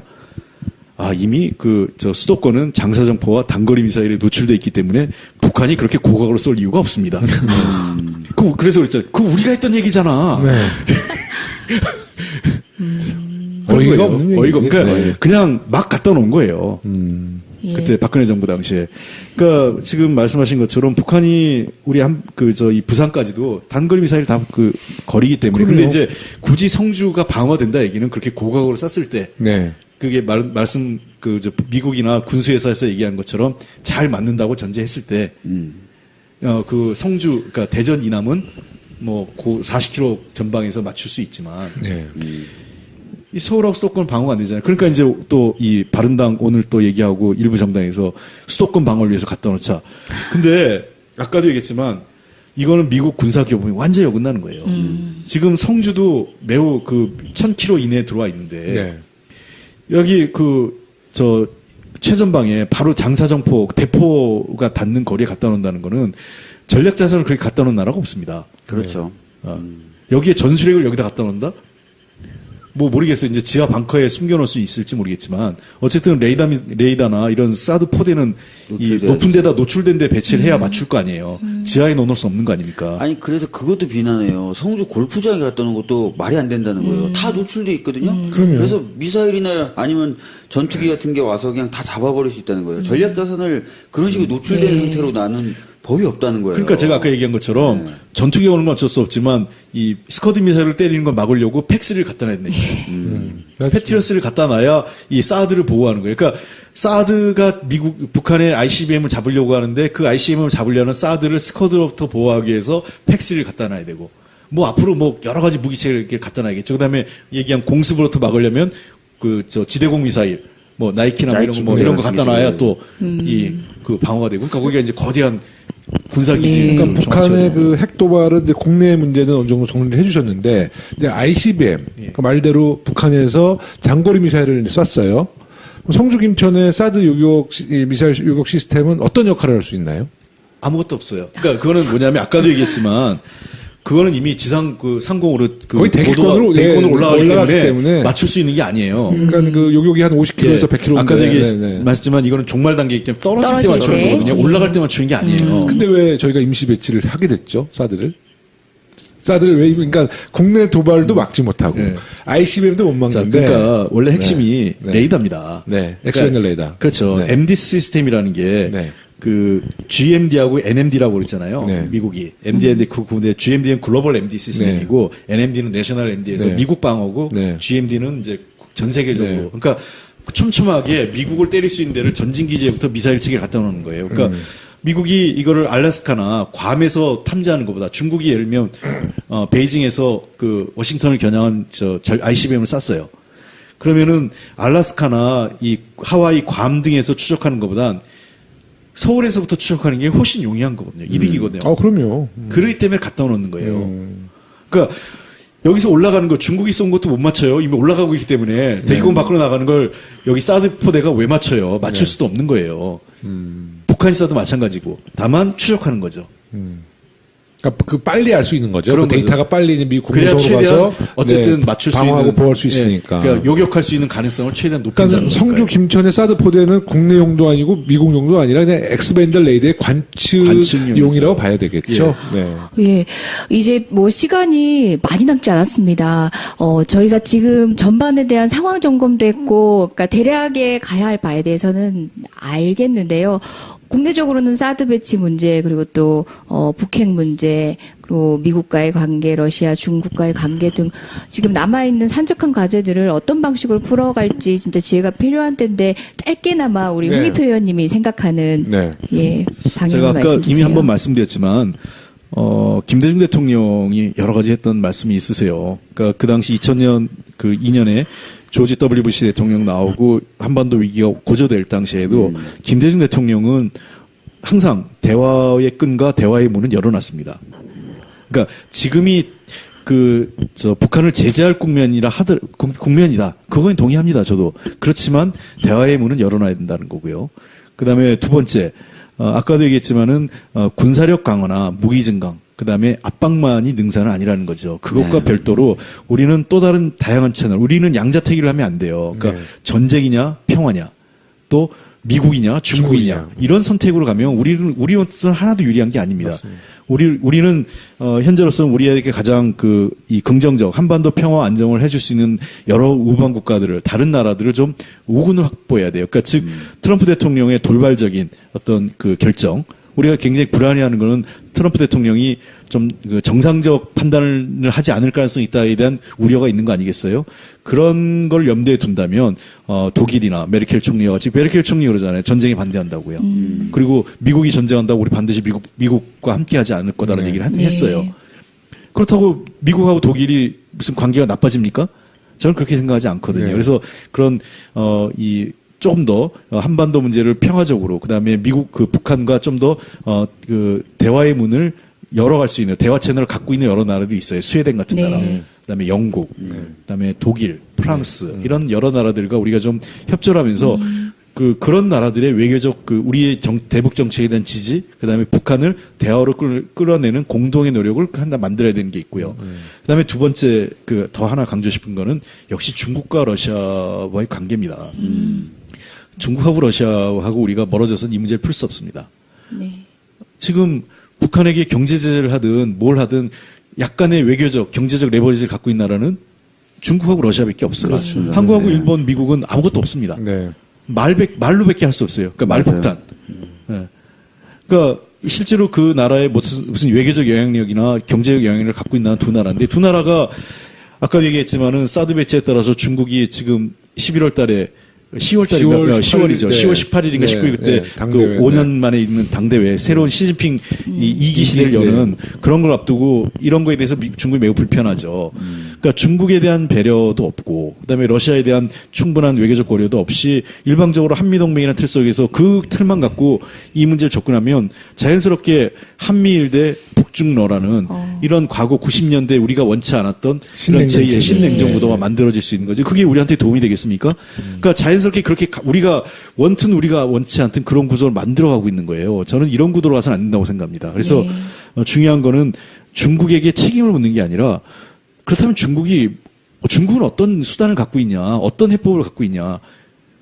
마냥 중국이 얘기하는 쌍중단과 쌍계 병행을 무조건 우리가 거부하는 게 아니라 접점을 찾아가야 돼요. 우리의 그 어려움, 또 미국의 입장, 그다음에 중국과 러시아 입장들을 갖고 뭔가 그 안에서 창조적인 새로운 해법을 만들어내는 우리의 노력이 있어야 되는 거죠. 그렇습니다. 그렇지 않고 왜 우리 한국과 미국이 제재하는데 중국과 러시아가 안 도와줘. 섭섭해. 이것만 갖고는 외교가 아니죠. 왜냐하면 북한에 대한 관점, 아까 제가 이해라고 그랬죠. 동의하고 이해는 다릅니다. 그러니까 북한에 대한 각국의 이해와 관점이 다른 거예요. 그거를 먼저 우리가 인지하고 그걸 바탕으로 정책을 짜야 되는 거죠. 그러는 와중에 우리 국회 또 놓치지 말아야 될 게 군수산업의 욕망과 그리고 또 우리 국내의 포퓰리즘, 안보 포퓰리즘을 부안해동시켜서 그런 방식으로 또 우리나라에 그런 불필요한 세금이 낭비되면서 무기 자산들이 들어오는 것들은 또 국회가 철저하게 또 감시를 해야겠죠. 아, 그럼요. 예. 네, 필요한 무기는 당연하죠. 당연히 들어가겠지만 당연하죠. 이 와중에 이제 끼워 팔기, 불필요한 거 이 엎어서 팔기, 이런 거는 우리가 네. 잘 봐야겠죠. 네네. 근데 사람이 공경에 처했을 때 도와주지 못할 망정 뭐 살아라고 얘기하는 게 옆집에 불났는데 가재도 훔쳐가는 거야. 제가 이거 마지막으로 지난번에 중국에 아주 고위 공직자가 오셨어요. 그래서 제가 이런 말씀을 드렸어요. 중국은 오래된 친구고 미국은 우리 근대사에서 사귄 친구인데 정말 우리 아시아의 관점으로 볼 때 친구라는 것은 어려울 때 도와주는 게 친구 아니냐. 저는 미국과 중국이 어느 나라가 진정한 친구인지 보고 있다. 그랬지. 근데 중국 사람들이 이런 식으로 접근하잖아요. 같은 아시아인이기 때문에 굉장히 좀 잘 받아들이고 좀 사고를 좀 달리하는 것 같더라고요. 그래서 우리가 중국을 설득할 수 있는 논리도 좀 바꿔야 돼요. 네. 네. 네. 아직 문재인 대통령이 개별적으로 시진핑하고 아직은 정상회담을 안 하셨죠. 아직 안 했는데 아마 조만간 하실 거예요. 해야 네. 되실 것 같고. 근데 오늘 홍익표 의원님을 모셨는데 우리가 소개할 때 네. 정책통, 국제통을 했는데 완전 군사 전문가시네. 예. 정확한 데이터를 탁탁탁 대고 야. 방송 시작하기 전에 본인의 별명을 아무거나 본인이 정책위 수석 부의장을 하면서 아무거나 다 대응할 수 있다라고 약간은 겸손한 멘트로 자랑을 하셨는데 아무거나 해도 이 정도는 깊이가 되시는 분입니다. 정말 오늘 아니 작년에 전기요금 누진제 관련돼서 논쟁이 있었을 맞아요. 그때도 그냥 예. 다 꿰고 계시더라고요. 그럼 더불어민주당의 천재? 와. 데이터베이스? 아니 꼭 다시 모셔서 네. 오늘 얘기도 사실 아쉬운 부분들도 너무 많거든요. 많아요. 제가 질문할 게 너무 많아요. 사실 우리가. 저희 몇 개 막 하려다가 네. 시간이 안 돼요. 시간이 안 그리고 돼서. 뒤로 뺀 것들도 굉장히 많은데 네. 앞으로 지금 남북관계 계속 지금 추이를 지켜봐야 되는 상황에서 언제든지 나오셔서 말씀 다시 해주실 거죠? 네. 그런 기회가 되면 예. 저희가 알겠습니다. 야전 팟캐스트니까 예. 찾아가는 방송. 시간 안 되시면 그렇습니다. 홍표 의원님 방으로. 네, 우리가 방으로 좋습니다. 들어가요. 하여간 다음에 우리 예산안도 한번 잘 얘기했으면 좋겠고요. 좋습니다. 예, 좋습니다. 내년도 예산안 갖고 네. 이런저런 말도 안 되는 비판한 일이 많아서요. 네. 예. 하여튼 오늘 정말 나와주셔서 감사하고요. 우리 청취자 여러분들 어저께 있었던 우리 소송리 성주 김천의 우리 시민들에게 정말 위로의 말씀 좀 보내드리고 그래요. 싶어요. 네, 진짜로. 너무 안타깝습니다. 우선은 임시 배치니까는요. 임시 배치니까 우리 환경영향 평가 계속 진행되고 민족 절차를 계속 밟겠다는 문재인 정부 한번 믿어주시고 예. 저희도 국회 차원에서 사드 도입에 대한 많은 문제점 제기하겠습니다. 예, 오늘 홍익표 의원님 목소리를 통해서 같이 공유하게 된 이 사건 전반을 바라보는 이런 시각들이 우리 민주당 내부의 의원들의 고민이고 우리 모두가 함께 생각하고 있는 내용이라는 네. 거 알아주셨으면 좋겠습니다. 네, 감사합니다. 네, 예. 고맙습니다. 감사합니다. 네, 수고하셨습니다. 고맙습니다. 했던 많은 유럽의 저 정치인이나 또는 그런 사회단체, 그다음에 그런 그 지성인들이 보기에 도대체 하나는 그 국민들의 안위는 나몰라라고 전략핵 개발에 고소하는 북한이나, 그다음에 국제사회 평화 반핵 운동을 무시하고 전술핵을 배치하지는 남한 그 정치인이나, 이게 도매급수로 네. 국제 평화 운동이나 반핵 비핵화 운동에 완전히 역행하는 걸로 보이는 거죠. 그러면 지금 전술핵 이야기 이런 것들은 지금 대한민국 위기 상황에서 국민을 아까 안보 포퓰리즘이라고 얘기를 해주셨는데 확 와닿았어요. 그럼요. 국민을 네. 오도하는 사실상은 실효성도 없고 해서는 안 되는 그런 할 거죠. 수도 없는 그게 도움이 전혀 안 되는 정책이었네요. 겁니다. 예. 그냥 제가 보기엔 표 몇 번 얻는데 도움이 될지 모르겠지만 전혀 국민에게 도움이 안 되는, 그러면 이 동북아의 평화나 심지어 전 세계 평화에도 우리가 그 위협이 되는 겁니다. 안보 포퓰리즘. 네, 안보 예. 포퓰리즘. 꼭 한번 사용해봐야죠. 그저께 우리 추미애 대표가 당대표 연설했잖아요. 그때 이제 이 위기 속에서도 북한과 계속 대화에 끈을 네. 넣어서는 안 된다 그럴 때 뭐 자유한국당뿐만 아니라 또 바른정당은 막 고성을 지르면서 그렇죠. 예, 하모 예. 의원은 그냥 퇴장해버리고. 네. 그러니까 제가 이 보수정당의 지금 문제는 이 사실 그러니까 평화를 유지하는 것은 인내심 없는 평화가 어디 있겠어요. 근데 굉장히 감정적으로 대응하고 우리 하태경 의원의 그때 발언을 들어보면 제가 사실 하태경 얘기를 했네. 네. 정말 이것은 그 국가를 책임지는 국회의원의 자세는 아니다 싶은데 우리 홍익표 의원님, 저는 지금 이 시기에도 대화와 소통 끈을 놔서는 안 되지 않습니까? 그렇습니다. 네. 저는 김대중 대통령이 만약에 이 문제에 접하셨다면 그랬을 것 같아요. 첫 번째 취하신 말씀은 맞다. 북한이 잘못했다. 한반도의 평화와 동북아의 그 미래에 전혀 도움이 안 되는 선택을 했다. 북한에 대해서 우리가 강력한 안보를 바탕으로 북한에게 강력하게 제재해야 된다 말씀하셨을 거예요. 그러면서도 그러나 북한에게 우리는 대화의 문을 끊임없이 열고 그렇습니다. 손을 내밀어야 된다. 이게 김대중 대통령이 하셨을 거예요. 그래서 첫 번째는 과거 그 2002년도 그 조지 부시 대통령이 당선되고 나서 우리 대북 정책을 이렇게 비난하거나 또는 이제 굉장히 공세적으로 나올 때 악의 축이라고 하면서, 그때 김대중 대통령의 선택은 미국을 설득하면서 동시에 유럽의 지도자를 개별적으로 만납니다. 네. 그래서 우리의 대북 정책, 한반도의 평화와 안정에 대한 지지를 호소해요. 네. 그래서 그때 스웨덴 대통령이나 프랑스, 독일 이런 여러 정상들이 김대중 대통령의 그 유럽을 방문했을 때 다 지지를 해줘요. 네. 한국의 대북 정책이 맞다. 네. 한반도의 평화를 지지한다 해줍니다. 네. 그래서 미국이 독자적으로 하는 걸 제어하죠. 저는 그런 외교적 활동, 우리 한미동맹도 중요하지만 제가 늘 얘기하지만 한미동맹은 수단이지 목표가 아니죠. 네. 한미동맹을 통해 우리가 한반도 평화와 우리 대한민국이 안전한 한미동맹이 긍정적이고 하나의 수단이기 때문에 우리가 한미동맹을 하는 거 아니겠어요? 네. 한미동맹을 위해서 전쟁할 수는 없는 거 아닙니까? 그렇습니다. 네. 전 그런 측면에서 한미동맹은 우리의 목표가 아니라 수단이라고 생각해요. 한반도의 네. 평화 안정을 위해서.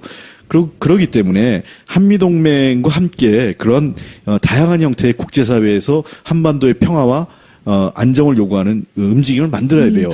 그 국민이 모두 알고 있으면서도 감히 공식적으로 얘기 못하는 얘기들이 뭐냐면 미국의 이익과 우리의 이익은 국익은 당연히 다른 거잖아요. 당연히 다르죠. 네, 상황마다 판단이 다를 수밖에 없는데 그런 말을 의회에서 한다든가 이렇게 공식적으로 하면은 한미 동맹을 저해하는 아주 불온한 생각이 되는 현실이죠. 저는 사실 너무나 충격적인 게 이게 정말 요새 너무 서글퍼요. 우리가 얼마 전에 미국의 트럼프 대통령, 우리 문재인 대통령 통화에서도 미사일 탄두 그것을 늘리는 것도 미국에서 오케이를 하니까 이게 네. 유엔도 아니라 무슨 네. 종속 관계도 아니잖아요. 네.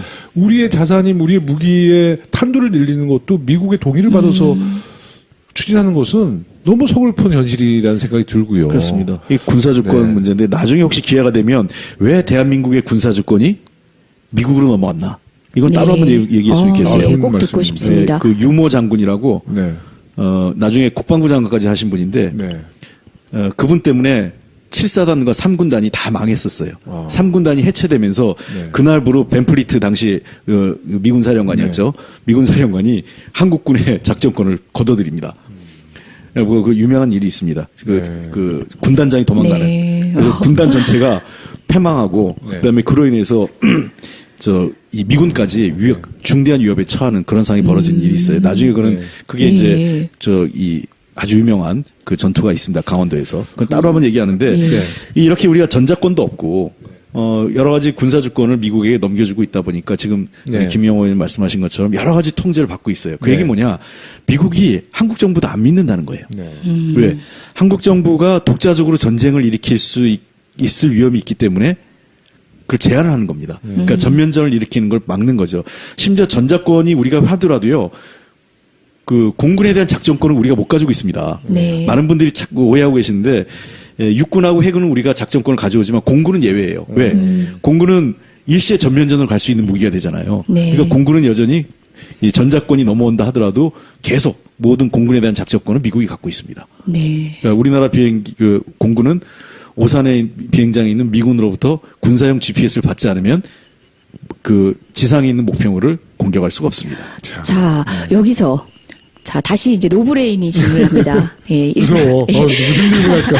아니, 인터넷 보면요, 그 비상시를 대비한 그런 키트가 유행을 하고 있고 어떤 박스 안에 모든 비상장구가 다 들어가 있는 실제 그런 걸 구입하는 국민들이 있다고 합니다. 그렇죠. 전쟁 상황에 대한 국민의 우려는 대단한데 뚜렷한 해법, 우리가 어떻게 가야 전쟁이 아닌 평화로 갈 수 있는지 우리 추미애 당대표님께서는 대화에 대한 얘기를 하셨는데 집중 포화를 맞으셨잖아요. 뿐만 아니라 그 보수 정당뿐만 아니라 그 다음 날 교섭단체 연설을 했던 국민의당 비슷한 얘기했죠. 마찬가지로 추미애 당대표를 계속 비난하는 식의 말씀을 하셨어요. 저 깜짝 놀랐어요. 저는 좀 그 이해를 못하죠. 본격 용기 있는 방송 서울시당 공식 팟캐스트 서당캐 제26회 방송을 시작하겠습니다. 네, 안녕하세요. 진행자 김용호입니다. 오늘도 대본 없는 방송, 노브레인 방송 서당캐 시작하겠습니다. 최근에 이제 정기국회가 시작돼서요. 서당캐를 우리 국회 현장에서 진행하고 있습니다. 오늘 이 장소는 정말 향기가 있는 방 이재정 의원님실에서 이재정 의원님과 함께 방송을 하고 있는데요. 안녕하세요, 이재정 의원님. 예, 임대인 이재정입니다. 끼어 팔기로 오늘 또 진행까지 함께하기로 했습니다. 지난주에는 우리 박주민 의원실. 예, 방송이 집중하기 어려웠었잖아요. 네, 소리가 너무 많았고 오늘 최고의 환경이죠. 최상의 방송을. 네, 너무 좋아요. 예. 과자 향기도 있고 또 책의 향기도 있고. 그럼요. 사람의 향기. 네, 사람의 향기. 가장 중요한 거죠. 네, 사람의 향기는 별로 없어요. 예. 혼자서 매일 밤을 독점하시는 것 같아요. 그래서 더불어민주당의 향기. 네. 향기 나는 글을 모셨습니다. 근데 오늘 아마 저희 방송이 뭐예요? 그냥 녹음이 되니까 네네. 오늘 옷을 굉장히 신경 써서 입으신 것 같아요. 핑크색 옷인데. 그를 만나니까. 누구죠? 향기 나는 그 더불어민주당의 얼굴. 예. 영국 신사. 홍영. 영표? 네, 이렇게 자연스럽게 소개하셨네요. 홍익표 의원님. 예, 네, 어서 오십시오. 안녕하세요. 홍익표입니다. 네, 반갑습니다. 예, 여러분들도 지금 구분 안 되시면 검색창에 한번 쳐보시고요. 일단 그러니까 얼굴이 많이 달라요. 아니, 제가 정말 많이 듣는 얘기가 맞아요. 이 원내대표에 떨어져서 안타깝습니다라는 게. 예, 원내대표 선거에 나가셨던 분은 삼선의 홍영표 의원님. 맞습니다. 예, 인천을 기반으로. 잠시 예. 헷갈렸습니다. 예, 여기 계신 분은 이제 서울시당 팟캐스트에 걸맞는 서울시의 국회의원이십니다. 성동구입니다. 예. 요새 성동 중구가 중성동구로 돼 있는데 네네. 저희 지역은 중구는 들어와 있지 않고요. 네네. 예, 우리 그 성동의 일부가 이제 중구의 선거구가 편입돼서 네. 저는 이제 성동구만 돼 있습니다. 네. 근데 이름은 지역구 이름은 중성동 갑으로 돼 있죠. 중성동 갑. 예. 네. 예, 우리 홍익표 의원님 별명이 콜린퍼스? 네. 예, 민주당의 콜린퍼스. 아니, 진짜로 너무 그냥 예. 신사의 모습. 아니 오늘 또 왜 예. 이러십니까? 갑자기 또 불안하게. 이거 네티즌들이 네. 그때 아마 필리버스터 할 때 모습을 보고 지어주신 거라고 네. 하더라고요. 그때 카메라가 멀리서 잡잖아요. 예, 멀리서 보면. 멀리서 잡아서. 예, 그럴듯도 하다 이런 아니, 근데 생각했습니다. 우리 홍익표 의원님이 예. 저희 국회의원 300명 중에서 베스트 드레서 같으세요. 옷이 전혀 부담 안 되는데 정말 그 은은한 멋이 또 있어요. 근데 네. 그 상 받으시지 않으셨어요? 19대 때? 아니요, 베스트 드레서 상은 없었어요. 그런 거는. 예, 베스트 드레서로 선정이 된 뭐 언론에서 적이 그냥 이렇게 있죠. 뭐 썼는데 그건 제가 보기엔 그 기자분의 개인적 이 선호가 좀 크게 작용한. 저는 왜 우리 홍 의원님에 대해서 이렇게 많이 알고 있을까요? 왜 이렇게 관심이 많아요? 저 팬이에요. 팬이었어요. 우리 홍익표 의원님이 지금 당직이 네. 그 정책위 수석 부의장님, 네네. 또 국제위원장님, 중앙당 국제위원장님, 또 예. 당직이 그러고도 더 있으시죠? 산자위에 또 저희 당 간사하시잖아요. 아, 예. 정말 그거는 이제 바쁘시겠네요. 국회직이니까. 예, 국회직. 예. 또 혹시 있으십니까? 그 외에는 네. 뭐 특별한 건 없는 것 같습니다. 네. 예. 그러니까 이재정 의원님이 매일 바쁘시다 그러는데 홍익표 의원님에 비하면 바쁘신 것도 아니죠. 네. 제가 민주당 최다 특위위원이에요, 요새. 비정규직이긴 하지만 저만큼 회의 일정이 많은 사람이 없을 겁니다. 그러세요? 당직을 맡지 않고도 네. 특위 회의만으로도 특위 몇 개 지금 셀 수 없어요. 그 정도예요. 예. 네. 예. 하여튼 우리 홍익표 의원님 지난번 우리 서울시당 아마 청년 아카데미였죠. 그렇습니다. 네, 그때 우리 신입당원 예. 아카데미 때 공개 방송. 예. 그때 너무 방송 잘하시더라고요. 뭐 그때 우리 김영호 네. 의원님하고 또 우리 황 의원님 이렇게 네. 여러분이 잘 도와주셔서. 네. 그렇게 근데 된 거죠. 관객이 보일 때만 잘하시는 것 같아. 네, 오늘은 관객 없잖아요. 예. 네. 조금 대중을 좀 신경 쓰시는 네. 예, 셀럽들이 좀 그러더라고요. 예. 네. 어깨 힘 빼시고 네. 오늘 진솔한 얘기 하시면 됩니다. 예. 오늘 편하게. 네. 저는 근데 이런 방송 또 처음이에요. 네. 끝까지 질문도 안 줘요. 네. 근데 자기들 얘기해. 네, 저희가 좀 애드립이 좀 많고. 아니, 그게 아니라 방송 오기 전에 네. 웬만하면 오늘 한 4, 50분 정도 방송을 할 것으로 알고 있는데 어떤 걸로 얘기할 거라고 이렇게 이렇게 내용을 주는데 그냥 큰 제목 하나 주고 아니, 저희가 제목이 있잖아요. 대본 없는 방송. 이렇게 있잖아요. 네. 세계 최초 출장 야전 팟캐. 야전 팟캐. 네. 서당캐. 예, 여기는 지난주 우리 서당캐 어땠습니까? 지금 전체 순위 24위? 23위까지 올라갔고. 오, 축하드립니다. 지사 분야는 13위까지. 야, 이제 좀 다시 서당캐가 살아나네. 원래 그 서당캐 순위가 좀 많이 떨어지면 제가 이제 MC직 그만두고 이제 이재정 의원님이 하시기로 아깝다. 했는데, 아이. 제가 이 말씀을 드리니까 굉장히 실망한 표정이에요. 아깝이. 근데 이재정 의원님 도움에, 네. 예, 박주민 의원님 도움에, 예. 예, 순위가 좀 다시 좀 올라갔습니다. 우리 이번에- 청취자 여러분들 계속 좀 우리 서당캐 사랑해 주셨으면 좋겠고요. 예. 우리 홍익표 의원님 저희 당의 뭐 정책통 또 국제통이시니까 최근에 이제 그 북핵 문제 때문에 우리 대한민국이 굉장히 위중한 시기에 빠져 있는데요.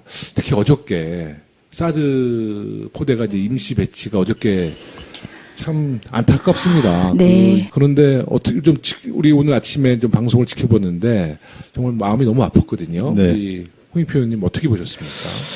글쎄 조금 아쉽습니다. 여전히 그 과정이나 이런 그 문제를 처리하는 절차에 있어서는 저는 여전히 조금 이번 결정에 대해서 우리 정부가 내린 결정이지만 좀 아쉽다 이런 생각을 네. 갖고 있습니다. 네네.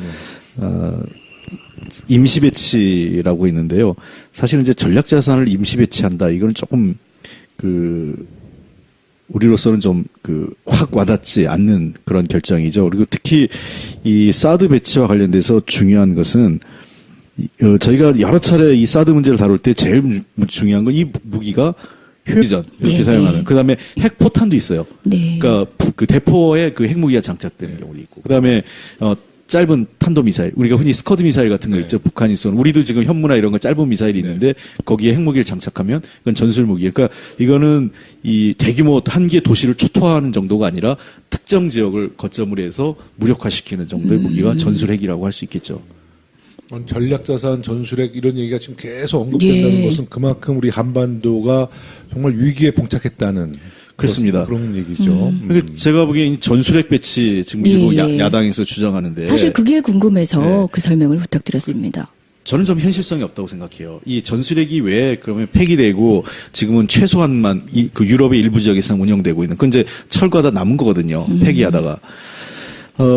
전술 무기를 배치한다, 한국에 배치한다, 한반도에 배치한다고 얘기하는 거는 첫 번째 우려되는 거는 그러면은 북한 비핵화나 한반도 비핵화는 포기하는 겁니다. 포기하는 거죠. 그러니까 북한 핵을 인정하는 거죠. 그리고 그러면 우리가 NPT에서 탈퇴를 할 필요는 없나요? 그건 이제 미국 무기를 가져오면 우리가 무기를 개발한다면 그러니까 두 가지죠. 네. 이 전술 핵이든 어떤 전략 핵이든 핵무기를 가질 때는 네. 우리가 독자적으로 갖느냐, 네. 미국이 배치하는 게 있는데 우리가 독자적으로 한다고 네, 한다면 NPT 먼저 탈퇴해야죠. 독자적으로 하는 경우 네. 이거는 NPT 탈퇴해야 되죠. 네. 그런 이제 한미동맹도 깨지는 겁니다. 그렇습니다. 네. 우리 경제 제재도 막 받고 이런 거 아닌가요? 그런 거죠. 그러니까 북한에게 받은 그런 경제 제재를 우리도 받아야 되는 거죠. 원유 공급 중단, 뭐 이런 중단되고 얘기가 그런 터져서 거죠. 우리 걸어다니는. 그런 거 왜 자유한국당 의원님들 중에 우리가 막 개발해야 된다고 그러시지? 미국이 정신 동의하지 나갔어. 않으면 네. 미국이 동의하지 않으면 저는 그래서 누가 그런 얘기하길래 독자로 하려면 미국 동의부터 받아와라 그러면 받을 수 있으면. 그리고 두 가지죠. 우리가 북한이 받는 것처럼 경제 봉쇄나 경제 제재 받고 얼마나 버틸 수 있는지, 그리고 경제적 피해를 우리 기업과 우리 국민들이 감수할 것을 먼저 설득하고 가자. 그러면 갈 수 있다. 누가 설득하겠어요? 자, 그래서 이 독자적으로 핵 전술핵이든 전략핵을 갖는 거는 현실적으로 어렵습니다. 그리고 또 하나는, 이거 하려면 우리가 재처리 설비나 농축할 수 있는 설비를 갖춰야 되거든요. 네.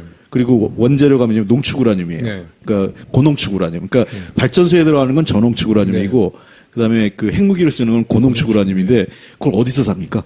그러니까 이 고농축 우라늄을 살 수가 없어요. 네. 몇 년 전에 대덕에서 한번 난리가 났어요. 네. 이 저농축 우라늄을 일부 이 근거가 사용했는데 근거가 없어서. 아, 그렇죠. 예, 네, 기억나실 네, 거예요. 네, 연구소에서. 네, 네. 그 정도로 IAEA가 네. 이거 엄격하게 관리합니다. 맞습니다. 네. 그러니까 우리가 독자적으로 개발한다는 거는 정말 그거는 이 핵무기 개발에 대한 이 시장 원리나 또 작동 원리를 조금이라도 위하면 불가능하다는 걸 알 거예요. 그렇게 이야기하는 정치인들의 얘기에 욱하는 애국심에 예. 헛된 애국심에 욱하실 필요가 없습니다. 진짜 말로 막 지르는 거죠. 지르신 정말 거네. 동네 무슨 시정잡배 싸움도 아니고요. 예. 이 감정으로 대응을 하면 아니 저는 이제 아니잖아요. 우리 일반 국민들이 우리 핵무기 가져야 되는 거 아니야 이렇게 얘기할 수 있어요. 예. 근데 책임 있는 정치인이 그다음에 대표급 되는 정치인들이 핵무기를 보유한다고 얘기하는 거는 이런 여러 가지 앞뒤 전후사정 가리지 않고 얘기하는 거는 무책임한 거죠. 네. 그러니까 그야말로 그냥 이거야말로 안보 포퓰리즘이죠. 예. 그다음에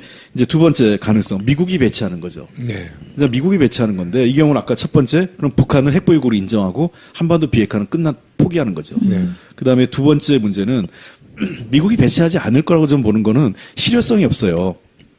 왜 실효성이 없냐?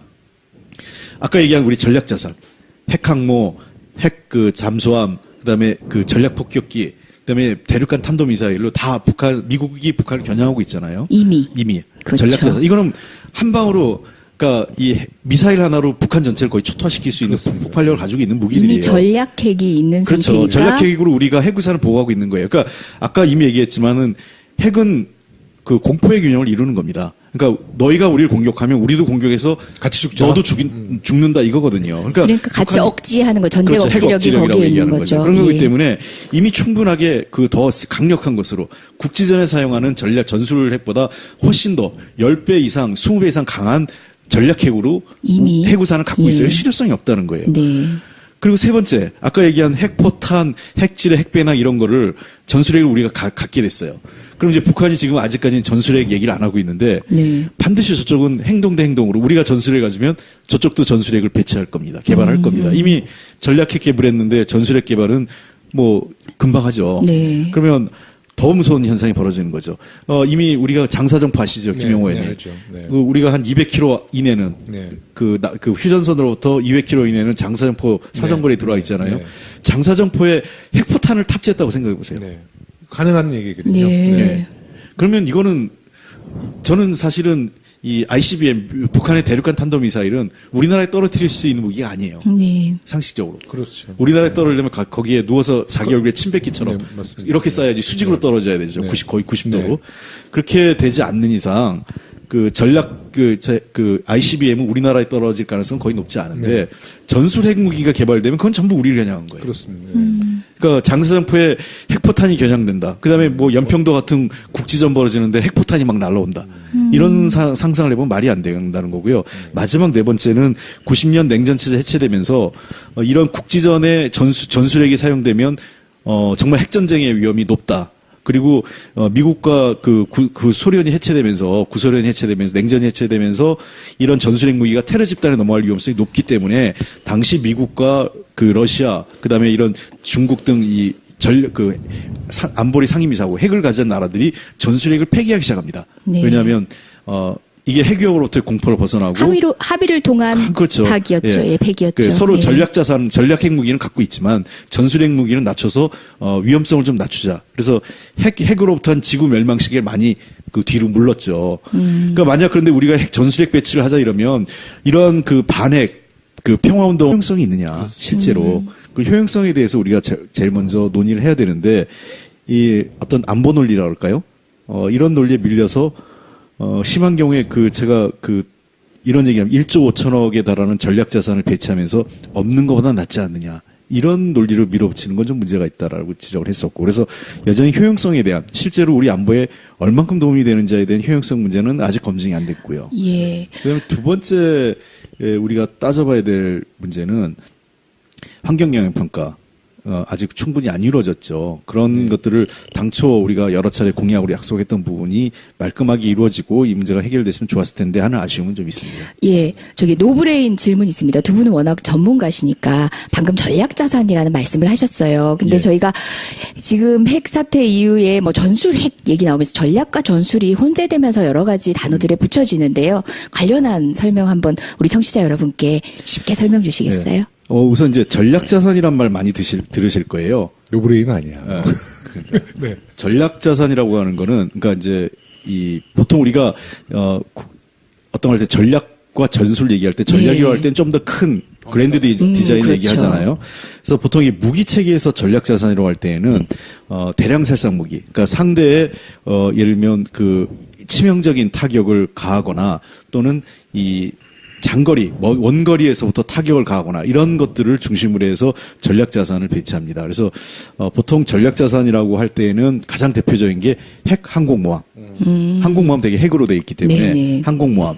그다음에 이 대륙간 탄도미사일 ICBM이라고 하죠. 네. 이거는 되게 핵무기를 위해 위에 얹고 쏘기 때문에. 그다음에 두 번째가 우리가 흔히 B1B 죽음의 백조라고 그러잖아요. B1B와 B1B, B52 같은 전략 폭격기. 네. 이 괌에서 우리 한반도까지 오는데 한 3시간 이내 올 수 있는데 여기에는 핵무기를 탑재해서 올 수 있는 비행기입니다. 원거리에서요. 네. 단거리 비행이 아니라 장거리 비행을 하는 거죠. 근데 네 번째가 이제 핵잠수함입니다. 핵잠수함 같은 경우는 보통 핵잠수함의 필요 이유는 냉전 시대에 서로 대량 살상, 확인 살상이에요. 네. 응징 차원에서. 예를 들면. 확인 살상. 예. 지상에선 전쟁이 끝났어요. 그러니까 예를 들면 모스크바하고 워싱턴이 전쟁이 붙었는데 미국이 이겼어요. 네. 그래서 모스크바가 초토화가 됐어요. 예를 들어. 네, 예를 들면. 끝났어요. 옛날 냉전 시기에. 그러니까 과거 이제 미국과 소련이 이 시기에. 그러나 이 핵잠수함은 쭉 가는 겁니다. 바닷속을. 몇 개월을 항해를 합니다. 네. 왜? 작전 능력이 라스트 콜. 네. 마지막 명령을 갖고요. 영화 우리 크림슨 타이드라든지 네. 그런 영화 많이 보셨을 거예요. 네. 지상의 상황은 몰라요. 네. 이 항공 핵 잠수함은 대개 자막 능력이 한 3개월 이상 갈 수 있어요. 아, 그러니까 안 올라온다는 그렇죠. 얘기죠. 밑에 왜 있다는 디젤 얘기죠. 잠수함 같은 경우는 네. 이 환기 때문에 가스가 발생해서 환기 차원에서 지상으로 올라와야 돼요. 네. 1개월 네, 안쪽 안팎으로 해서. 근데 핵 추진 잠수함은 최소 3개월에서 길게는 1년 가까이를 이렇게 바닷속을 자망이 가능한 거예요. 그래서 이 바닷속을 쭉 가가지고 라스트 콜이라는 게 뭐냐면 자기 직속상관으로부터 명령을 받는 겁니다. 그러니까 무조건 네가 설정했던 잠수함, 핵잠수함이 설정한 타겟에 핵무기를 쏴라는 거예요. 우리가 지난번에 때 SLBM이라고 그랬죠. 잠수함에서 쏘는 미사일이 네네. SLBM이라고 얘기하는데 그러면 워싱턴 앞바다까지 가서 앞에 다가가지고 쏘는 겁니다. 전후 사정 없이 그 명령만 따르는 그렇죠. 마지막 라스트 콜에 명령이 따르는 취소되는 거죠. 명령이 내려오기 전까지는 그 명령을 수행하는 거예요. 핵잠수함은. 그러니까 이미 명령을 내린 사람은 명령을 내리고 죽어도 취소할 사람이 없잖아요. 그럼 그 네. 명령을 수행하는 게 핵잠수함의 그러니까 마지막 지시예요. 응징 차원에서 마지막 그렇죠. 이제 보복살상이죠. 예. 확인살상. 확인살상. 네. 보복 확인살상. 확인살상인데, 그러니까 미국은 우리가 전쟁이 다 끝났다고 생각할 텐데, 갑자기 이제 워싱턴 앞바다에서 때 아닌 핵무기가 날아오는 거죠. 그러니까 이런 것들이 이제 핵잠수함 가고 이제 전략자산이라고 하는 거고, 사드 배치도 이 전략자산이라고 평가하는 이유는 뭐냐면, ICBM. 그러니까 그 공격무기, 방어무기, 그러니까 전략무기를 방어하는 무기죠. 그러니까 그 사드가 전략자산이라고 얘기할 때 왜 한국의 방어에는 부적절하다고 얘기하냐면, 전략자산이라고 그러잖아요. 아, 뭐겠어요? ICBM, 대륙간 탄도미사일을 잡는 거거든요. 예. 그러면은 한국 같은 경우는 전장거리, 전장이라고 할 땐 이 전투의 길이, 그래서 종심이라고도 표현하는데 매우 짧습니다. 예, 예. 그러니까 한반도가 작은 짧죠. 나라니까. 한반도 예. 전체가 그 1000km밖에 안 예. 되는 그 거리 아니겠어요? 우리가 서울에서 부산까지가 450km 정도고, 예.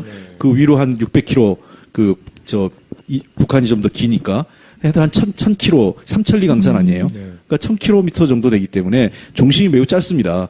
그래서 미국 전략자산 운영 지침에도 1000km 이내에는 전략자산을 배치하지 않게 돼 있어요, 원래요. 왜냐하면 1000km 이내에 들어오면 전략자산이 공격받지 않습니까? 네. 그래서 전략자산은 먼 거리에서 때리는 거기 때문에 굳이 갖다 놓을 필요가 없는 거죠. 그래서 이 방어형이든 사드는 방어형 무기죠. 네. 공격형이 아니라. 그래서 이런 전략자산을 잡기 위한 방어형 무기라고 해서 그렇게 평가가 되는 거고요. 우리가 이제 전술무기라고 하는 거는 네네. 소위 이런 이 대규모 전투, 소위 전면전에도 사용되지만 국지전에도 활용되는 무기를 얘기합니다. 우리나라에서도 전술핵이 있었어요. 1990년까지는. 네. 1990년대 초반에 조지 부시, 아버지 부시죠.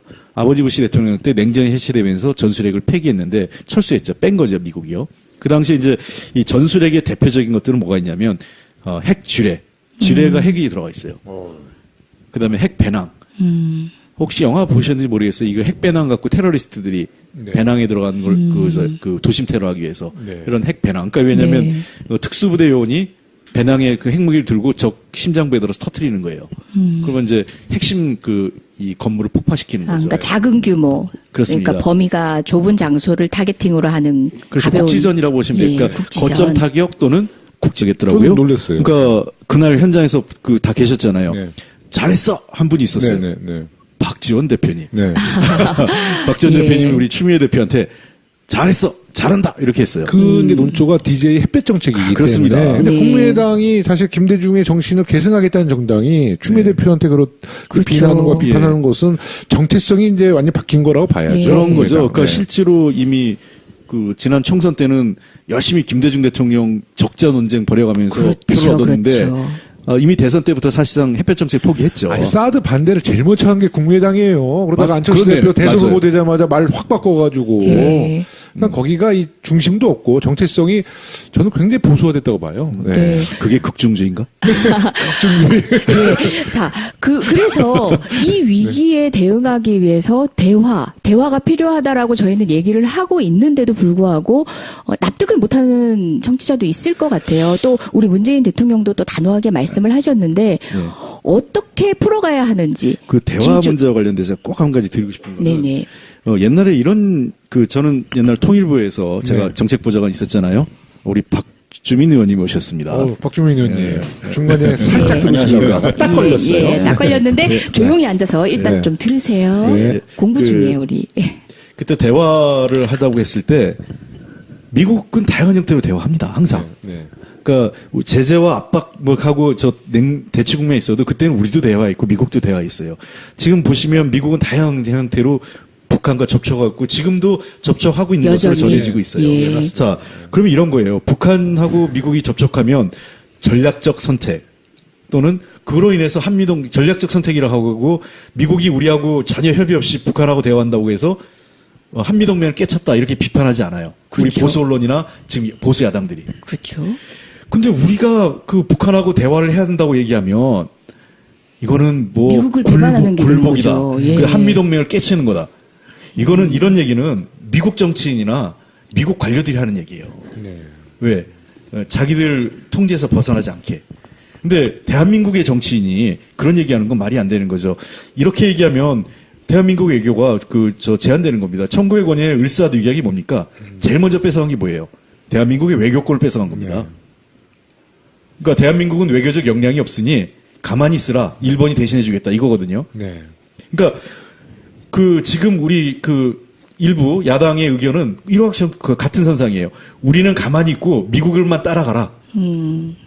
아까도 얘기했지만 미국의 국익과 한국의 국익은 국면마다 다릅니다. 너무 자존심 상한 얘기예요, 예, 사실. 다만 한미동맹이라고 할 때는 그러한 다른 국익을 서로 관리하고 조절해서 하나로 합칠 수 있는 서로 조율할 수 있는 역량이 있느냐가 중요한 거죠. 저는 그런 역량이 있다고 생각해요. 네. 근데 네. 국면마다 다를 때 다른 얘기를 해야 우리가 우리 의견을 넣을 거 아니에요. 우리 의견은 가만히 있고 미국이 하자는 대로 따라가면 그게 우리 국익에 맞나요?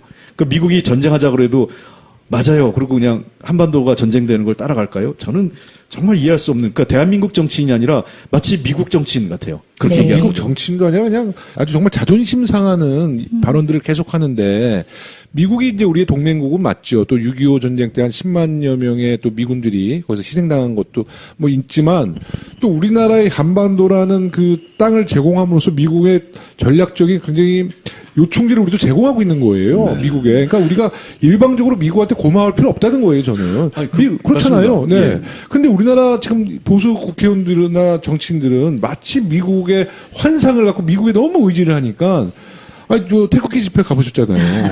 성조기가 우리 태극기의 10배가 더 커. 그래서 그때 외신들이 왜 성조기가 성조기를 들고 등장하지? 있냐. 이러면서 이거 예. 무슨 4대도 아니고요. 근데 제가 한 몇 개월 전에 중국을 갔는데. 네, 이 미국 사람들이 기분 나쁘대. 거기에 성적이 쓴다고요. 근데 제가 중국을 갔는데 한 4개월 전에 중국 갔거든요. 근데 중국에 있는 매체에서 어떻게 그 잘못된 뉴스를 전달하냐면 광화문의 성족이랑 태극기 그 그림을 캡처해가지고 한국 군인과 미군들이 힘을 합쳐서 중국을 공격할 것이다. 이제 이런 또 가짜 뉴스를 생산하더라고. 그러니까 중국 사람들이 볼 때도 이상한 거지. 박근혜 탄핵 때 또 사드 뭐 찬성 집회 때 항상 성조기 태극기가 나와요. 근데 성조기가 태극기가 더 큰 자리를 차지하고 있으니까 네. 정말 자존심 상한 네. 얘기죠. 아, 갑자기 열받네. 자, 제가 다시 이제 이야기를, 시간이 많이 없는 관계로 이야기를 한번 끌어가 보겠습니다. 지금, 국회의사당 안에서는, 본회의장 안에서는, 교섭단체 연설 등을 통해서 또는 뭐 대변인 논평을 통해서 끊임없이 하는 얘기가 문재인 정부의 대북 정책이 잘못돼서, 이 사태가 벌어졌다. 핵 위기가 도래했다라고 얘기하는데 문재인 정부 이제 출범한 지 100일 조금 넘었는데, 예. 자, 이런 위기가 도래된 연유가 또 우리 참여정부의 뭐 햇볕 정책에서 찾아야 합니까? 이 사람들 좋은 말씀이야, 정말. 예. 이 사람들을 처음에 이명박 박근혜 정부 출범할 때는 내내 9년 내내 과거 정부에서 퍼져서 그랬다. 예. 그러던 이제 금방 말을 바꿔서 문재인 정부가 출범해서 그랬다. 이 석 달도 밖에 안 된 예. 정부한테. 사실 이 문제를 국면 역사를 보면 악화되는 시점이 있어요. 그러니까 북한이 1992년도부터 이제 핵 문제 시작을 하지 않습니까? 그러다 94년에 제네바 합의에서 2002년에 이제 파탄 나죠. 그때 부시 정부가 제네바 합의가 우리 안 한다, 이제 폐기한다고 얘기합니다. 그러면서 북한도 우리 핵무기 개발한다고 해서 가다가 2005년 9.19 합의가 되죠. 근데 2005년 9.19 합의가 제대로 이행을 못 되고 표류해요. 그게 소위 BDA 사건으로 방코델타 아시아 은행 네. 문제로. 그러면서 북한이 2006년 그 9월에 핵실험을 해버립니다. 예. 1차 핵실험을. 그러고 나서 이제 다시 이제 육자회담이 진행됩니다. 쭉 되다가. 저같이 이렇게 노브레인들이 있으니까 빨리빨리 안 예. 하시고, 그러니까 제네바 합의를 계기로 해서 어쨌든 핵 위기가 사실상 잦아들었는데. 일단 동결된 거죠. 그죠? 그때까지는 동결돼서 이 합의가 쭉 갔으면 되는데 그 합의가 깨지면서